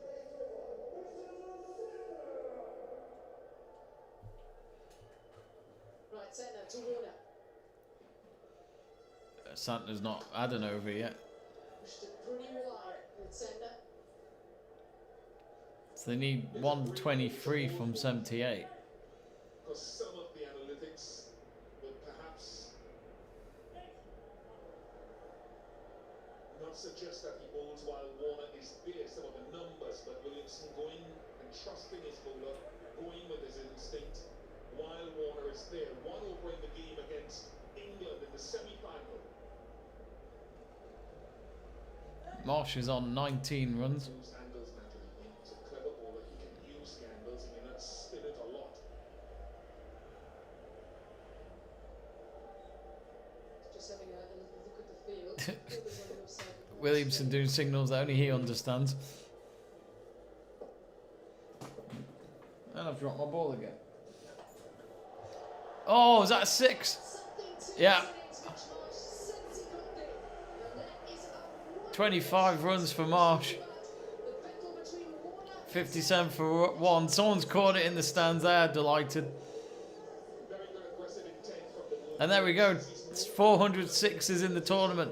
I said they could reach it today. He's been outstanding.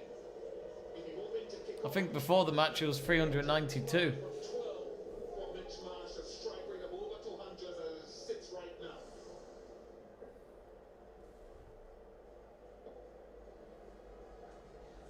Oh, that was a long delivery there from Satner. Just the one, I think, from that one. Opportunity because Warner now going in a run a ball. He's been able to get off to a quick start. Let's have a look at that position he gets into. It's premeditated in many ways. Brilliantly played. Is this maybe an opportunity for New Zealand and Satner against Warner, who's been kept relatively quiet in this innings? That one pretty quick, Satner. That one 99 kilometers an hour.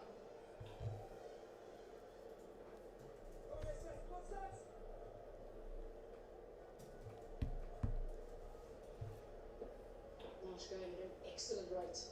26 of 13. Oh, It's no. brave, but it's well bowled. A bit of grip. There's a dot there. The wicketkeeper smashed the stumps, but he was in his crease still. That's good bounce and turn.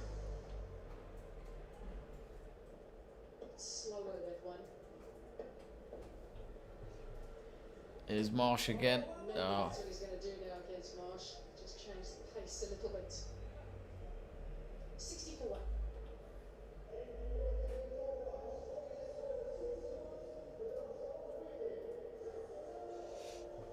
So 12 overs to go. They've got 60 for 1. So 113 now needed from 72. To the final of the T20 World Cup. Australia Feels like it's hit and miss, but maybe Australia could be the favourites at this moment. neither have been able to win this tournament, so great opportunity and occasion for them both.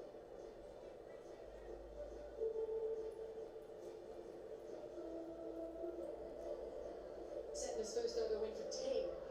It's thanks mostly to this man. Mitch Marsh has had his troubles against spin in the tournament, but he's looked a lot more solid today so far against the spin. It is a weird final though. You know, New Zealand weren't exactly performing their best in the Super 12, and we saw Australia on this stream, on this channel. Let's not forget, Australia got absolutely battered by England. But sometimes, you know, if you turn up in the right stages of a tournament, it's where the momentum kicks in and you might win the whole thing. Times he's been dismissed by the spinners before this game. I mean, I'll never forget, I think it was Wrexham. Wrexham had gone into the playoffs of the National League back in 2013 because they finished second, and obviously in the National League you can only automatically go up to League 2 if you win the league, so you have to be first. Otherwise, the rest of the spots are playoffs. And Wrexham, I think they got over 100. They got 101 points, 101 points, and it still wasn't enough. And they had to get into the playoffs. And because they weren't in good form at the end of the season, they didn't get to League 2, and that's the problem. As I say, you got to have momentum. There's a good 4 there from Warner, with his helmet off as well, the brave man. You don't want that ball hitting you in the face. We saw that with the Pakistan wicket keeper the other day. It left it with a big mark on his cheek. Oh, reverse swing from Warner. Activity at the moment is Warner, and it's 2 again from someone who is rapid between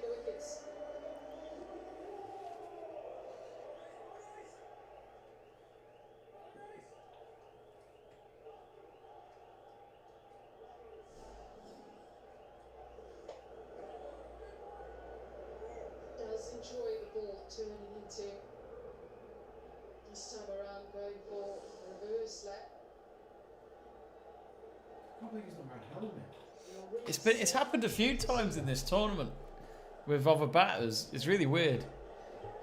Nearly got himself into trouble, did Warner. I'd imagine with They can't do. The bowler's not going to do a bouncer if he hasn't got a helmet. no, Mind you, I've not really seen any bouncer bowling in the soft no, there hasn't been that many. Just within the last couple of overs It's a bit of a weird one because of Australia. I'd imagine the umpire can't do anything about it. I guess they just warn them to go, if it hits you in the head, that's not it's not the bowler's fault. I think you've got to just take risks. It's happened a few times. One of the Pakistan batters did it.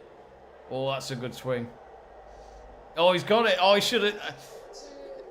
I felt like that could have been stopped, but Warner's just separating himself from Kane Williamson. Set a score of 85, and now Warner's saying, I'm going to go for that 85 as well. Maybe do even better. Lovely swing. Still feel like the fielder could have got there, though. Oh, just missed it. I think it was Down Mitchell who missed that. But at the moment, Australia ahead in the win predictor as well. Under a bit of pressure now with regards to what he does with his bowlers. His bowling changes. Want to enjoy the spinners right now. Mitch Marsh is in on it as well. Soddy's got 18 against him. Oh, that looked wide. Oh, that's a 6. He's so good, isn't he, when he wants to be? 42.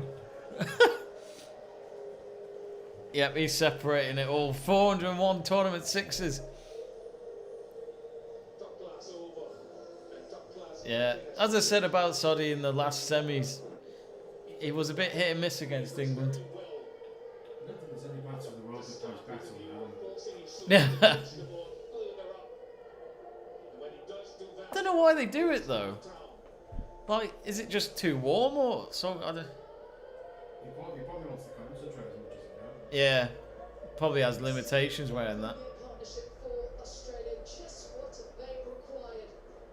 Wasn't one of those pitches that's not that easy to get going straight away. Seem to have adapted now. But no, it does look pretty cool at night, Dubai. Pressure off Warner. So 11 overs to go. 96 from 66. To be honest, with that little gap, it feels like it is Australia's to lose at the moment. Here's Marsh now at the bat. Satner with his second over. Horner's going to smash this guy to pieces. It's funny with Warner, he's played different cricket though. He's more tactical, I think, these days. Used to be a mad hitter. You can still clearly hit them, but Just that. Wanted it fuller. I think Warner's still got one of the records of one of the fastest 100s in T20 history.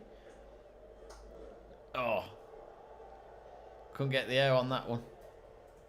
Being put under pressure, the New Zealand fielders by this running between the wickets. But at the moment, Warner and Marsh have shown a very strong partnership. Excellent rate. Now the fielders. have got it Warner's on their toes. 6 off for half century. It's a strategy you can use on these big boundaries because a lot of time the fielders are off the boundary rope because they're looking to stop those twos, but they've also got to think about the boundary, so you can almost manipulate them if you're a good enough batsman.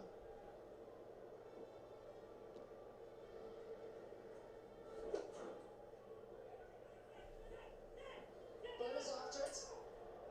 Marshall wanted the second, and Warner actually said no. Just a little bit of extra grounds there from Santner, and was forced to do the fielding of his own bowling. They didn't want another 2. I must admit, the one thing I've not seen much of at this World Cup is run-outs. We haven't seen many of them. Which you sometimes see it when there's desperation late on in an innings. Of course, keep forgetting Justin Langer's the coach for Australia these days, and they've not had an easy year. Let's not forget they... Oh! Completely misswung that.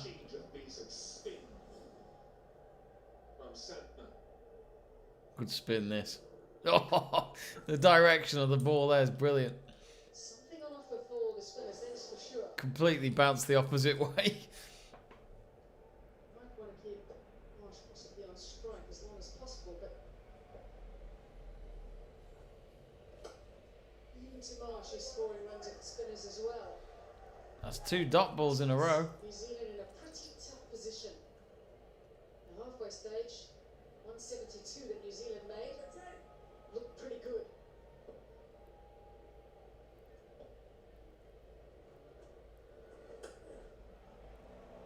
Right now, Australia are well on their way to their first men's title in the T20 World Cup.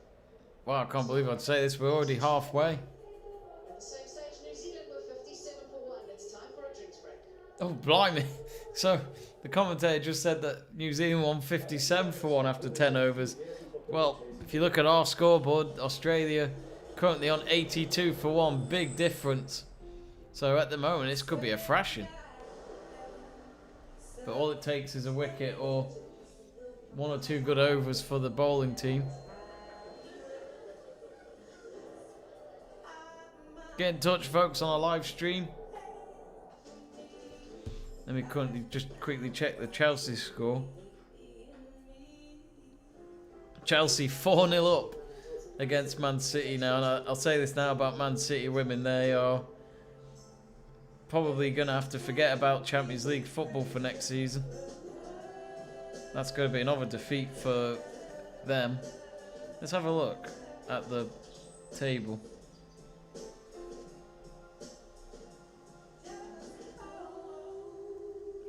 So, looks as though Chelsea will go a point behind Arsenal. Arsenal got a draw against Spurs yesterday. They had to rely on a Medina last kick of the game equaliser to avoid defeat away at Spurs.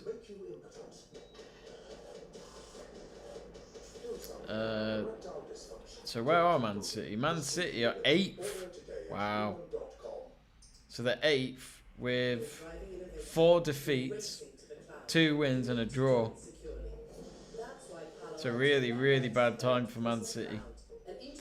Leicester, newly promoted in that league, are 12th, bottom with no points. Man United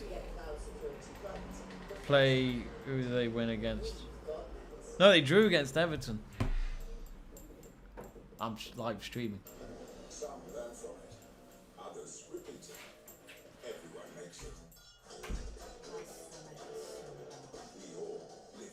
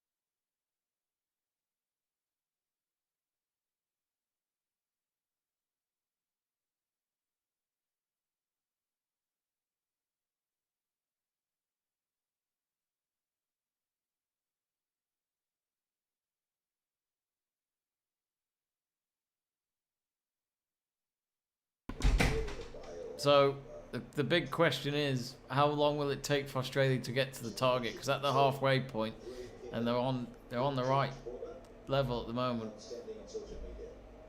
I mean, Warner's just smashing as many as he can.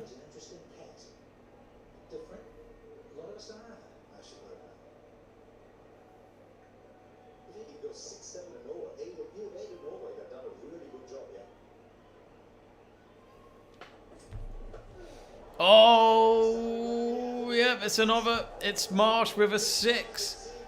I might be wrong, but that might be Marsh's first 6 boundary. But again, I might be wrong. If I was New Zealand, I'd be very worried.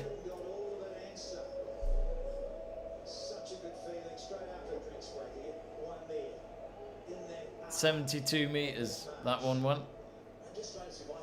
I'll be right back, folks. I dropped my ball. Where did it go? Oh, there it is.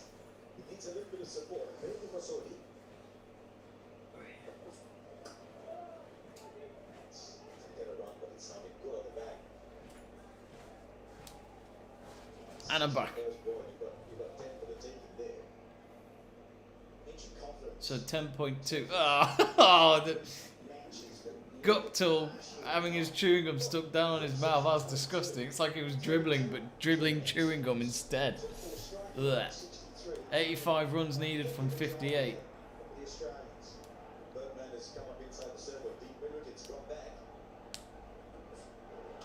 Oh, another shot there by Marsh.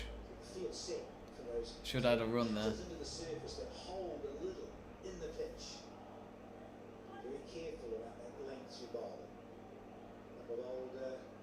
Indian legends in the house. A few characters here. They're in a fight for this T20 World Cup final. 82 for 1, highest scored by any side. Remember, folks. In the World Cup final. But also how good is Marsh with the 6 on the first ball he's faced. Each of the 3 bowlers. Oh! That sounded very good. Yeah. Warner with a 6, and that's half a century for him. 51 runs. Just what you'd expect from a player like him at a World Cup final. Performing very well. 403 tournament 6s now. We've seen a lot of them today.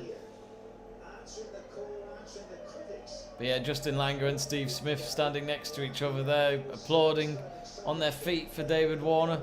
51 not out. Let's not forget Kane Williamson got, what, 85, 83 runs today? He might just try and beat that. So they need 78 from 56 balls. They should easily win. They should easily win, to be honest. When that gap is like that already in between midway through a match.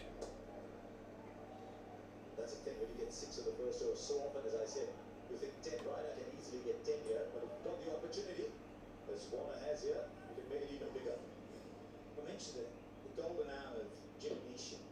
What a hit that is. Part of that reason, in terms of stats and matchups and all that sort of things you get in T20, so often a wicket falls.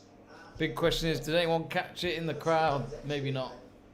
Happens too often for it to be a coincidence.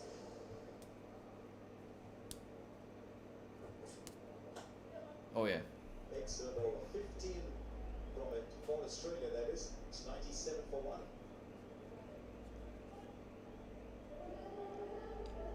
Yeah, Warner just crying out here maybe for an electrolyte drink. Might be getting cooler here in Dubai, but he's needing something for his eyes up there. Very sandy here. No, a breeze through here. A lot of sand blows through the stadium here in Dubai.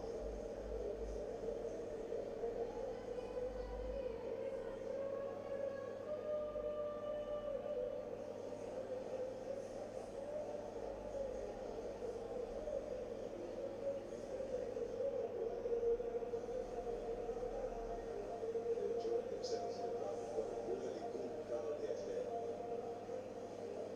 It doesn't matter if your team's not playing, you can still wear the jersey and come and celebrate. It's the global village thing here, isn't it? Dubai, I think there is that lovely thing to go and visit, isn't it? It's called Global Village. It's down the road here in Dubai. Attraction, White Santa. Get a second. He was just sitting there like he wanted to cut a few trees. He was just sitting there ready. Was Mitch Marsh. Well, Warner's doing it again, where he's wearing he's what do you call it? He's not wearing his helmet.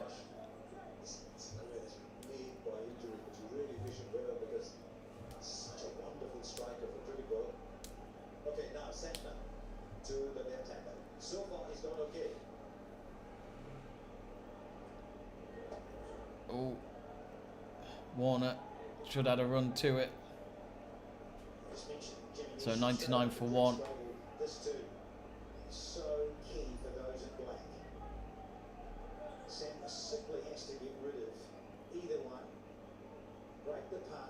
commentator just saying exactly what everyone else would be saying, which is, you know, New Zealand just need to get a wicket ASAP because this partnership is very lethal at the moment. Oh, is that Marsh? No, I thought for a moment he got caught out, but it must have bounced before he caught it. Phillips there. I think he's actually done a magnificent job of actually getting there. Even as 100 comes up, he's magnificent in the deep. There's an electric spark. Let's watch this. Did it bounce before? Has he got there? Has he got there? Oh, literally just about a whisker bounces before him. So quick across the turn. Oh, it's so close. Bounce. What a great effort. Like that. Bit of a scary moment there for Marsh, but he continues on. Warner now, 100 for 1. Ooh. Shouts for LBW, but I think that was going well wide before that anyway. Of course, he's trying to develop his offspring. Then Phillips said, let's see how he goes. I think the New Zealanders, they've got to come up with maybe a different plan here, because right now this is going one way. They could do with getting Warner out. I mean, either one would be good for them right now, but particularly Warner, one of the most experienced batters in cricket right now. An absolute mad hitter. You know, it's hard, isn't it, to not think that he'd be the one.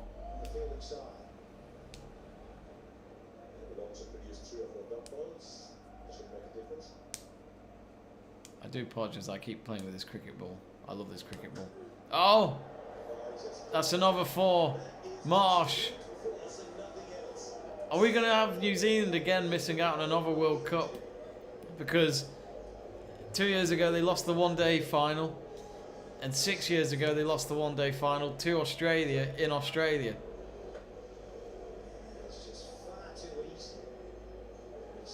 And funny enough, next year the World Cup of T20 takes place in October time.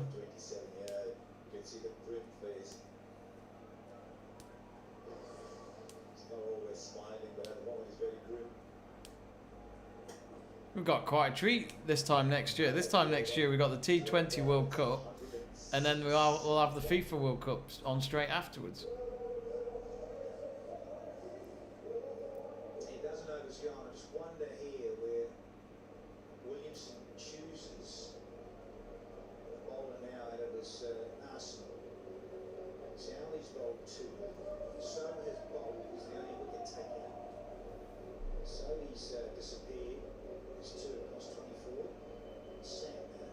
He's got 1 left. He's got 23.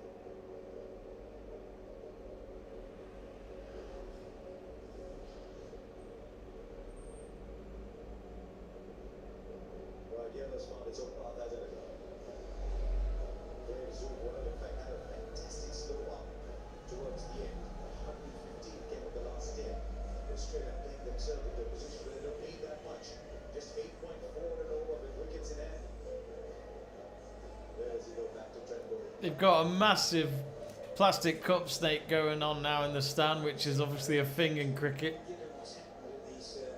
It's funny, they've been going back to that now and again throughout this match, and it was very small, but now it's gotten very big. It's grown very quickly, that snake. What does Williamson do now? He's got 2 overs between Sodhi Nisham and Santner. Essentially, he's telling Trent, give me a wicket. Let me slip it over in somewhere. Give me a wicket.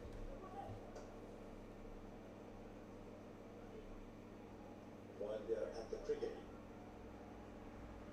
the ICC talking about mental health challenges can be hard, which we know in association with UNICEF, of course. Check out conversation starters. Hashtag on my mind. uni.cf/on my mind. Breaking the stigma around mental health. And I'm so happy that more and more people are talking about it for too long. Just trying to bury it, trying to live with it. Oh, and he's gone, Warner. Big moment. Warner gone for 53, and it's Bolt in his 3rd over has got himself a 2nd wicket. Hits the stumps with that one, and that was a big moment. You could hear him shout, come on. And yeah, Warner takes his helmet off and looks to the ground. And despite the fact that he's had a good innings, Warner, he'll be annoyed about that. Tried to go for the swing, completely misswung it. Too quick for him. He looks like he was ready to go for another 6.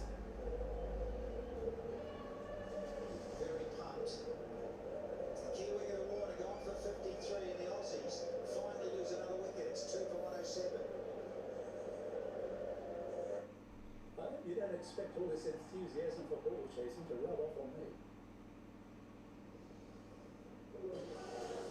Be prepared with tradewares at low prices. Tool Station. Tools and more for any task. Castrol Edge.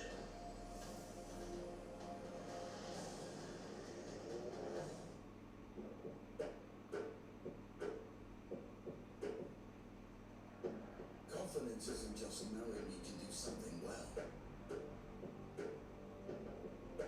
It's knowing that whatever that something is, you can face it.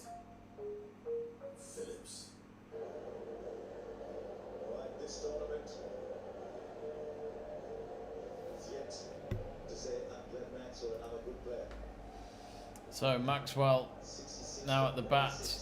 Can Bolt get 2 wickets in a row? Ooh, he wasn't far off. Nearly got an edge to it, but yeah, this it might make a few changes. This.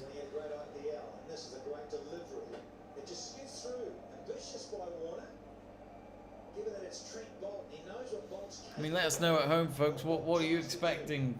Is it still going to be Australia's 66 from 44? Sorry, 45. It's a good over this from Bolt. He's only conceded 6 runs so far, and this is his 3rd over. Been brilliant.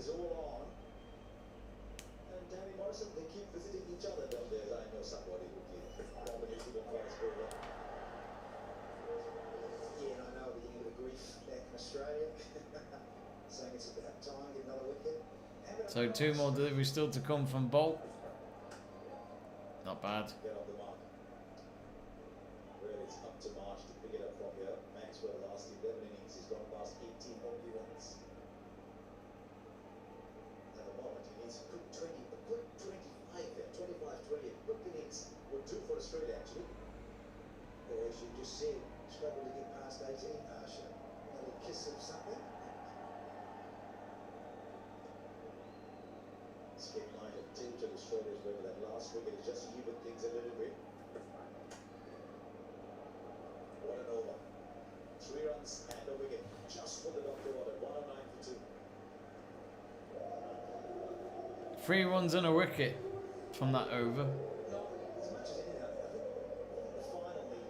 That's decent from New Zealand. They've been needing a response, really, to the fact that the stats will tell you that Australia will win, but maybe it still is Australia's, but that wicket might have just made them think twice.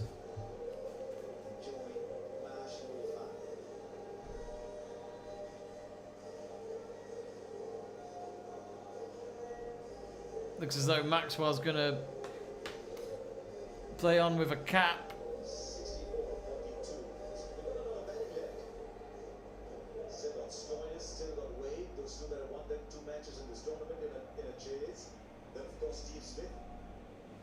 So at the moment it's Marsh at the bat against Soddy. Oh, it's a wide for Soddy.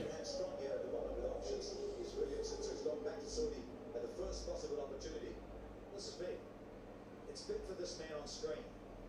Somehow he's got to get himself an uppercut and get right into this final. Not only go for no runs, but try and get Mitch Marsh out. Oh, that's a 6. Marsh with a 50.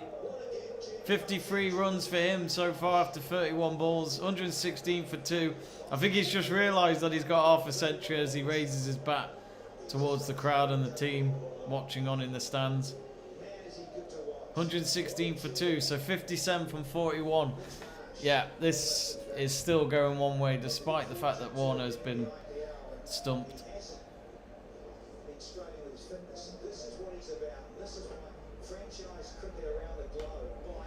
But what a relief this would be for Justin Langer, who's not had an easy time as the Australia coach.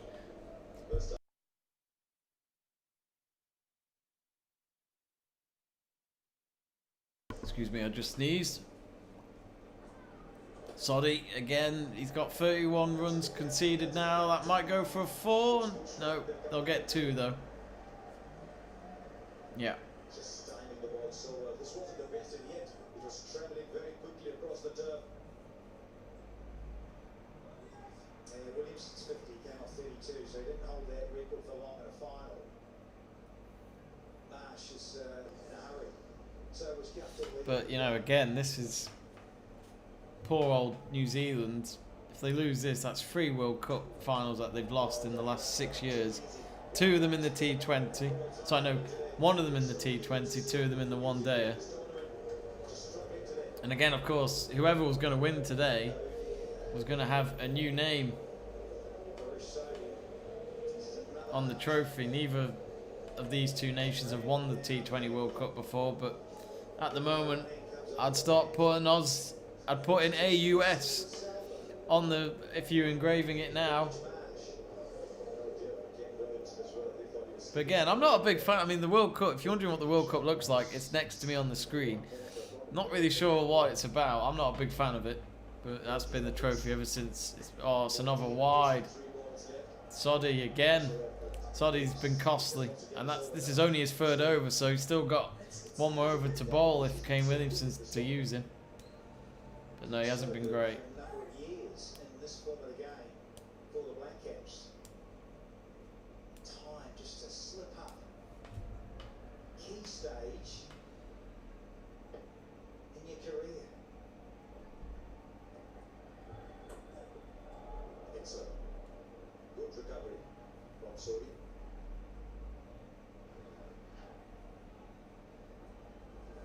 This is what it's about for Marsh in Australia. Getting him to come in at 3. It's a bit like how Daryl Mitchell has come up to open. Yeah, that 6 is just brilliant. Days in Perth. This guy grew up full-time in Perth.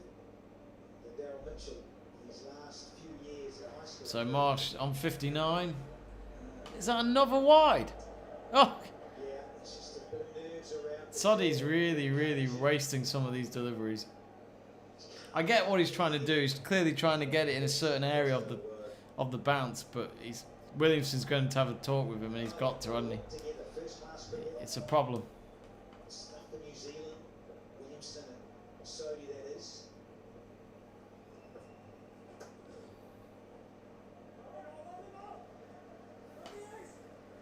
Mitchell, Michael Stokes, were together, 18-year-old at Scarborough up in Perth.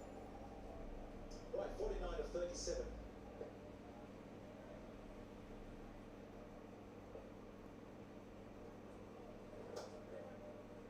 And a 9 ball over. They've got 16. Finally comes to an end. It's 125 for 3.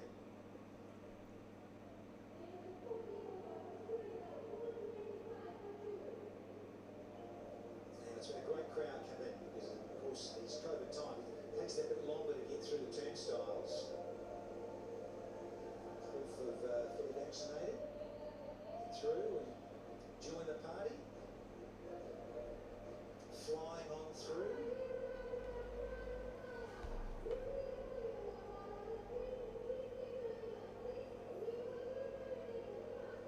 It's just a glimmer of hope. I think I told the ball that won about this partnership 18 of 13 already after that excellent. So, in terms of run rate, Australia are 8.9 currently, and what's required is 8.0. So, basically, Australia doing the right things to win this match, which I don't even need to see that. It's pretty obvious. The target, remember, is 173. There's 6 overs to go, and they now have 125 runs. And the fact that already the balls to runs required left, it's so close, it says it all, really.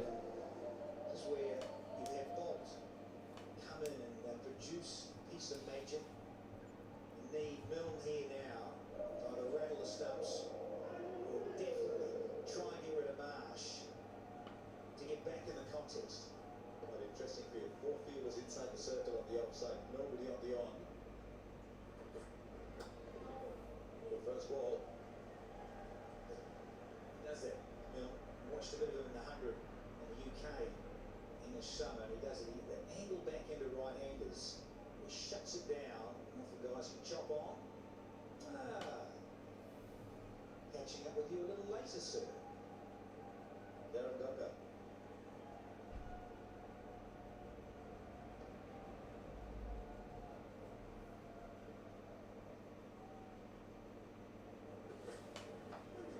Oh, where's that going? Oh, he's dropped it, Mitchell. It was flat, and that's why it was difficult to come to the And Australia still get a run out of it. that man. Those brilliant hands of his, Darryl Mitchell. Another night, it just goes a bit further and carries the fielder. Well short in the end. Yeah, well, full game. It's only a harsh examiner would give you negative marks for that. Very well short. Oh! Another 4. Yeah. Did well to find the gap from that. 130 for 2, so 43 needed from 33 balls.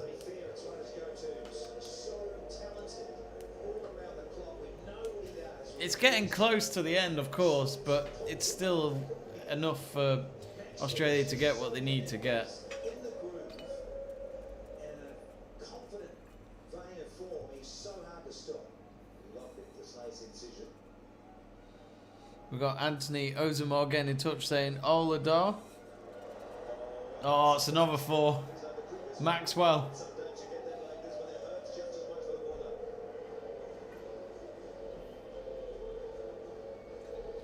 Yeah, pace on. So Milne on his 3rd over, he's now conceded 25 runs in total. Line's not bad.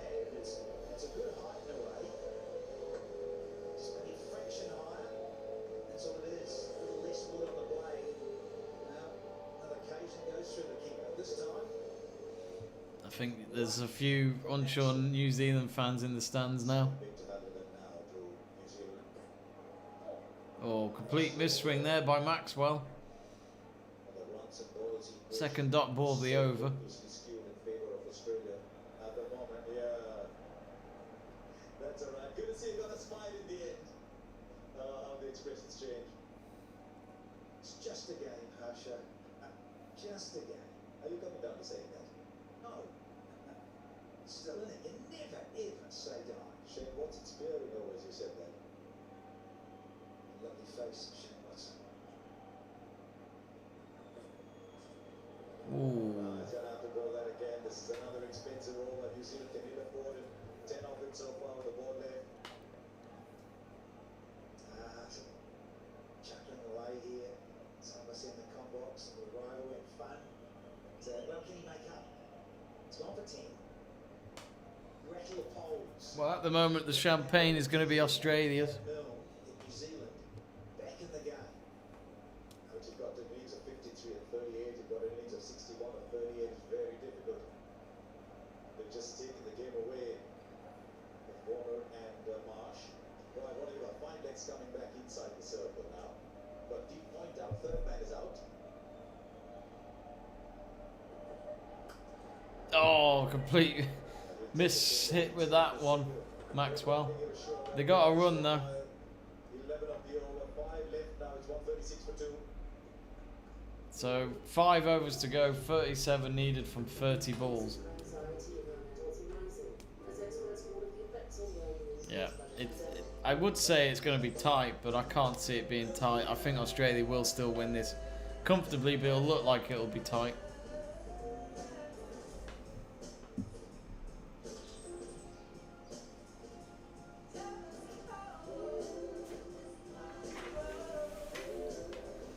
Five overs left to go.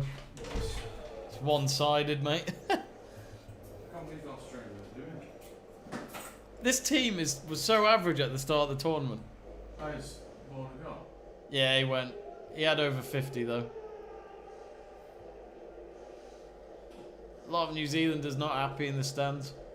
You do know this will be New Zealand's 3rd World Cup final and lost in 6 years. That's horrible for them.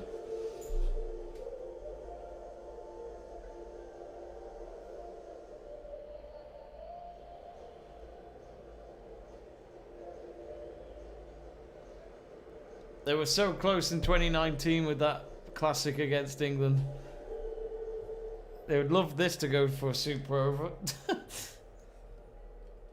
Southey, 37 from 30 required. Australia in Oh, is that another? That's a 4. It's just easy and easy at the moment for Marsh and Maxwell. Things are going the Australians' way now. So as we see it's falling just short of the fielders. A couple of outside edges as well. All going the Australians' way, taking the game on. Well, I said at the start of the stream, the team that was going to chase, I said would win. I put that as my prediction yesterday, so it looks as though I might be right. Maybe I should have put a bet on it. God damn it. Slice of luck though, what OU. Williamson had it. From a New Zealand point of view, Australians have earned it. They've taken the game on. They have not stood back, even losing the skipper early. They have continued to go hard, which Marsh played an absolute gem. Mitch Marsh, this has been one of the best T20 innings that I've seen. Oh, High in the air. 6. All the way as well over the head of each side. Into the boundary for 6. 26 from 28. Maxwell. You know when it's the last 30 and they're already ahead of the deliveries, and that's when you know you're going to thrash them. Using the length to pick it up. Maxwell's intentions are very clear. He's trying to finish this as quick as he can. And that's exactly what you want. From these power-packed players, it just takes a 15, 20 of 8, 9, 10 balls now. Don't let it go deep. And again, stride. Poor Remy won't be happy. Didn't quite get the timing right on this occasion. Mitchell Marsh. If there were 5 wickets, it might have a chance, but not that. No. Mill, who's bowling fast, to have the energy, the aggression from ball one. Their rugby team are good at winning World Cups, but their cricket team just come too close. Next 2 balls, boundary. Of course, in 2015, the World Cup final was in Australia, between Australia and New Zealand, and they lost that one quite badly. Alone is the making of him. Oh, Too high. I picked up the lead by. Yeah, over 600 runs now in T20 internationals this year. The move to number 3 has been a revelation. It's given him that responsibility. They've always thought highly of Mitch Marsh as far as his talent is concerned. He's been plagued with injuries, unfortunately, but also his cricket now. He captained the Australian under-19 side in New Zealand. there's actually 3 Mitchells in the Australia team. Mitchell Marsh, Mitchell Stark, and Mitchell Swepson. Just unfortunately, he's missed way too many games through injuries. Let's hope for his sake and for Australia's sake, this is his time. He's too good a player to miss out on a lot of games. And tonight just showed Mitchell Marsh's skill as a batsman. And just, there's not too many batsmen. Yeah, they're showing footages now of New Zealand fans looking pretty disappointed in the stands. Incredibly hard with a conventional cricket shot. And then combine that with a really sound technique and then his mindset. From game 1 against South Africa, he showed his aggressive intent from ball 1. And his skill can back that up. Really is incredible. Big unit. What did Dale Steyn call him the other day?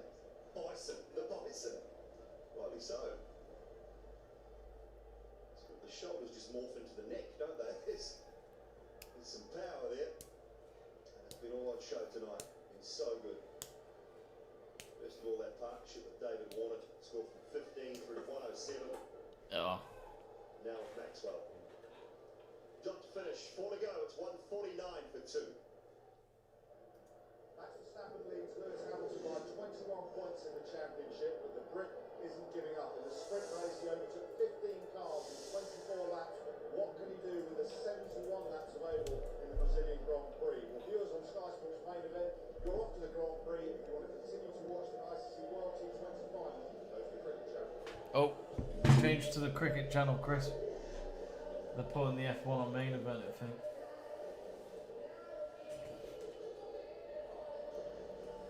He's got time for a chat, Mitch. I find he's a champion human being. Always got a smile on his face. Great camaraderie between he and Kate Williamson. These two sides have played this game the whole tournament in wonderful spirit as well. And continues to grow. There at the Dubai International Stadium, enjoying the cricket that's been on display. Kane Williamson was outstanding with the bat. Oh, down the middle.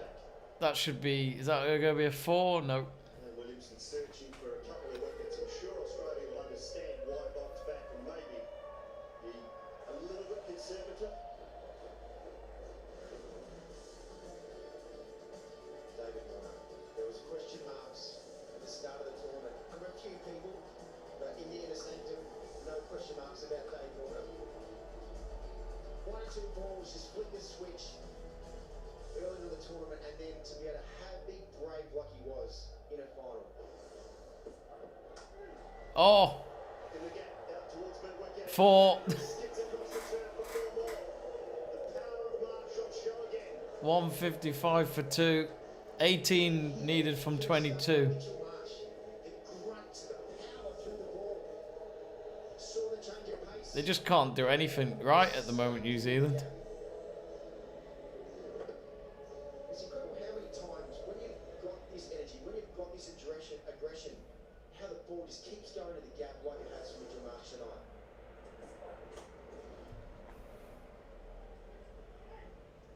And as a batsman, that's the place you're always trying to chase. That space where you've got total freedom in your mind, fearless approach to taking on the game, and then subconsciously just automatically place the ball without even thinking about it, just falls into the gap. And that's what you're trying to chase every time you go out to bat. And Mitch Marsh tonight, from ball 1 was there. That's a final, to be able to have that, just flip that switch from ball 1. It's very special. Yeah, clarity, isn't it? Clarity of mind, clarity in your position, security in and around how you are in the team as well. Oh. Slow run from Bolt. It's very well bowled. He needs a new bat though, Mitch Marsh. Right at the bottom corner of that bat pass delivery. It's been a special innings from him. Oh, the 1 over.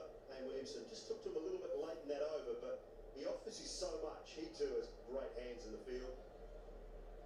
So he's a wonderful player. Maybe this is the turning of the corner for his career in the last 2, 3, 4 months.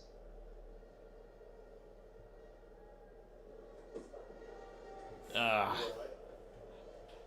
Yes, the Mitchell Marsh, back home in Australia, the public are one side or the other with Mitch Marsh. And the interesting thing is, because of his injuries in particular, hasn't had Well, the next T20 World Cup's in it's October next year in Australia, so it's perfect homecoming for the T20 team if they do win the World Cup. under pressure to be able to perform like he has. We're quite spoilt this time next year. T20 World Cup followed by the FIFA World Cup. Really what it's a batsman that is very frustrating. And for Trent Bolt, frustrating. Just moving on to Trent Bolt, how good has he been tonight and throughout the tournament? But to be able to go 16, 2 for 16, he's bowled absolutely beautiful. He's really stood up tonight. It's a real tribute to how much he's worked as well. His T20 bowling in particular, he's one of the go-to men in franchise cricket. Slight collision again. You just see the camaraderie between these two sides. Little moment there between Maxwell. He's watching the ball and just runs straight into Bolt. Plays on it a little bit, I think, Trent Bolt, but it's all okay. I can have a laugh now. Trent's always a pretty excitable character as well. It's great to see just the camaraderie. A big part of that comes down to, especially in the IPL, a lot of the guys either play together or you know friends who play with different opposition. There's always find a way. And there's someone walking behind the side screen again, but that's okay. Just snuck in behind.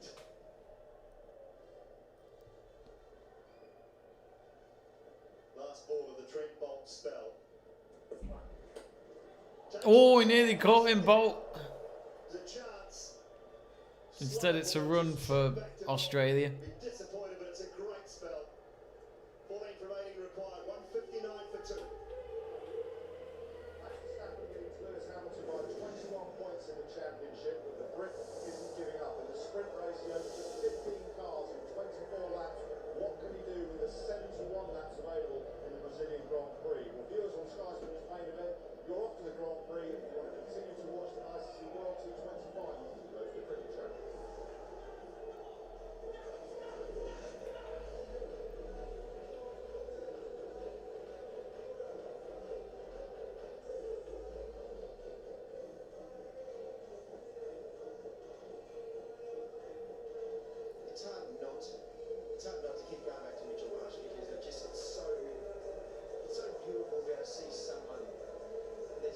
question marks around him for a while now. Not internally, not within the group, but to see him stand up so tall in this tournament that's been so elusive for Australia. The T20 World Cup, Australia's never really been able to find their feet in T20 cricket. But things have come, the pieces of the puzzle have come together beautifully, and Mitchell Marsh has been one of those really big pieces.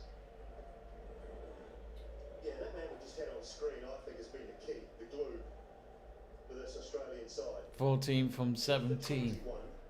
2 for 12, 1 for 37. Some of those Australian cricketers just want them to get it done so they can celebrate. Player of the tournament, hands down. Adam Zampa.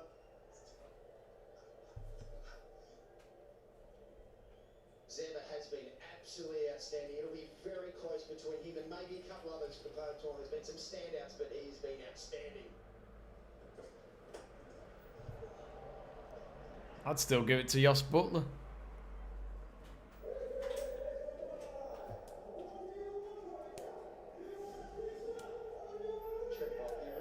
What a great competitor he is. And our live poll still saying New Zealand to win at 58%. Australia at 42%.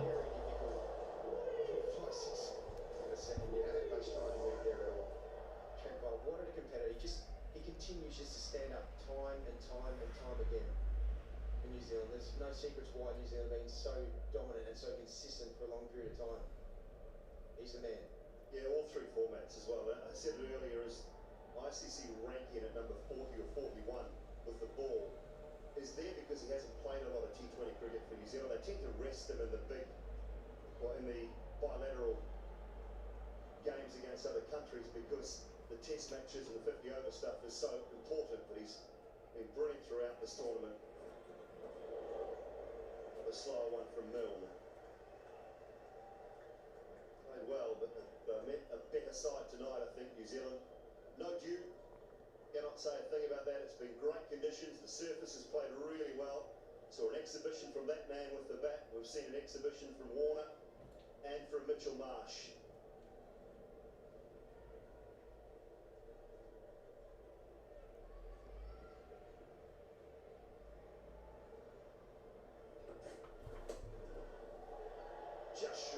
Just short of Tim Southey. And Dave Warner has been just, to be able to see one or two balls where you could see his body language, his energy in the crease just change. And from that moment on, everything disappeared. His miss hits have just fallen short. That's the day for the Aussies at the moment.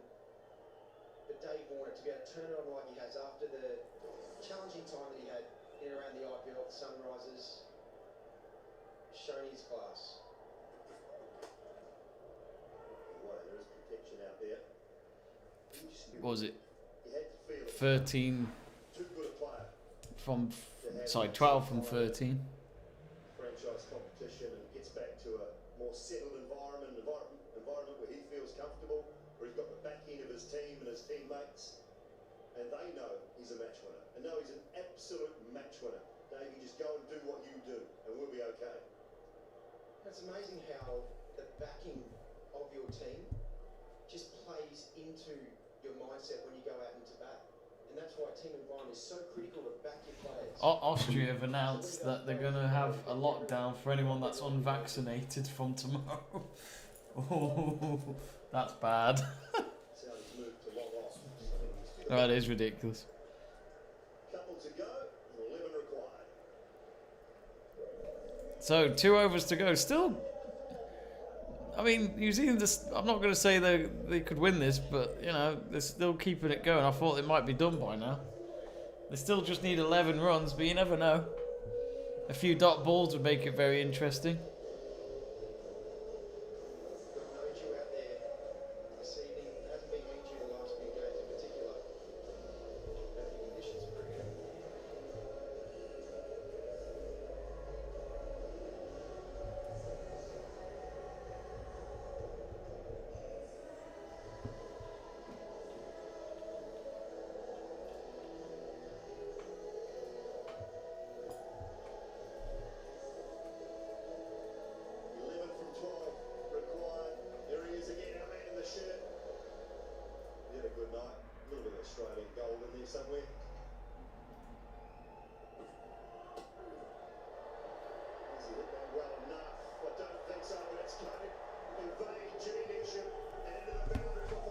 4 runs.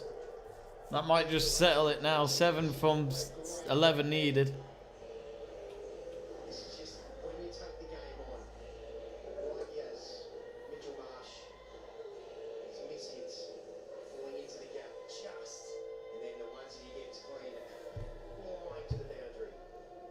These are the days as a cricketer, as a batsman, you can dream of. Best shots, fly through, fly it to the boundary. Once you slightly get wrong, just short. Days don't always come along, but geez, you've got to make the most of it. Enjoy every moment of it. That many bad days in your career, you make the most of the good ones. Remember them. Bet your bottom dollar these gentlemen will.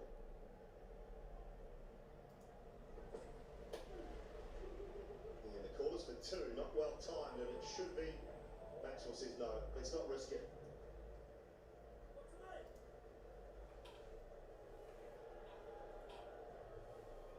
It's amazing how quickly people can start to ask questions about incredibly talented cricketers. And there's a lot of questions asked, even back home in the Australian media, about Dave Warner. You don't lose your skill. There's certain things that might be getting in the way of your mindset, or just you're slightly underprepared. You slightly haven't had the leading that you need, a little bit underdone. But you can never, ever, ever question the skill of champion players. They always find a way. So they need 6 to win. Could do have seen a big 6 hitter before it finishes this tournament. Come on, hit a 6. Oh, So wants 2 now, but not. Same result, just the one. But Maxwell, he wants 5 more needed from 9. who hits the winning runs to be that highlight that everyone sees. I was batting with Steve Smith, 2015 World Cup. I had an opportunity to be able to hit the winning runs, and I fluffed one off my pads to mid wickets. I was shattered. One opportunity, that highlight that you hope to be a part of, and then Steve Smith just filled it off, and that was it. You'll forever be the bloke at the other end. That's like Jack Leach, isn't it? That's like Jack Leach with Ben Stokes, isn't it? It's like, I'll just get the run, you go get the rest. I can imagine not a bad place to be. Aaron Finch led the team so well. This is still very close. That's the thing, this final will technically still go down as a close one, even though it doesn't feel like it. Because if they only score 3 in the next 8 balls, it's Super over. Oh. That should do it. Yeah, there you go. And Australia have won the World Cup. First time. Eh? It was terrible. First time they've ever won the T20 World Cup, Australia. So that means they've got both World Cups under their belt.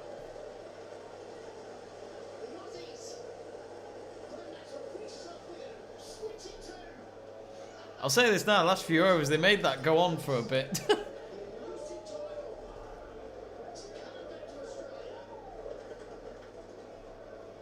Well, I must admit, folks, I didn't expect Australia to win the World Cup at the start of the tournament.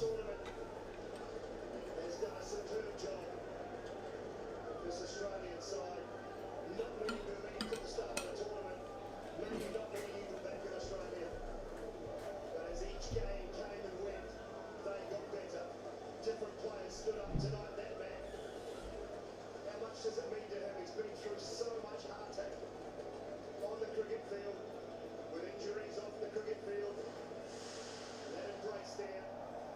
Couple of Western Australians. Well, anyway, folks, it's Australia that have won the T20 Cricket World Cup for the very first time.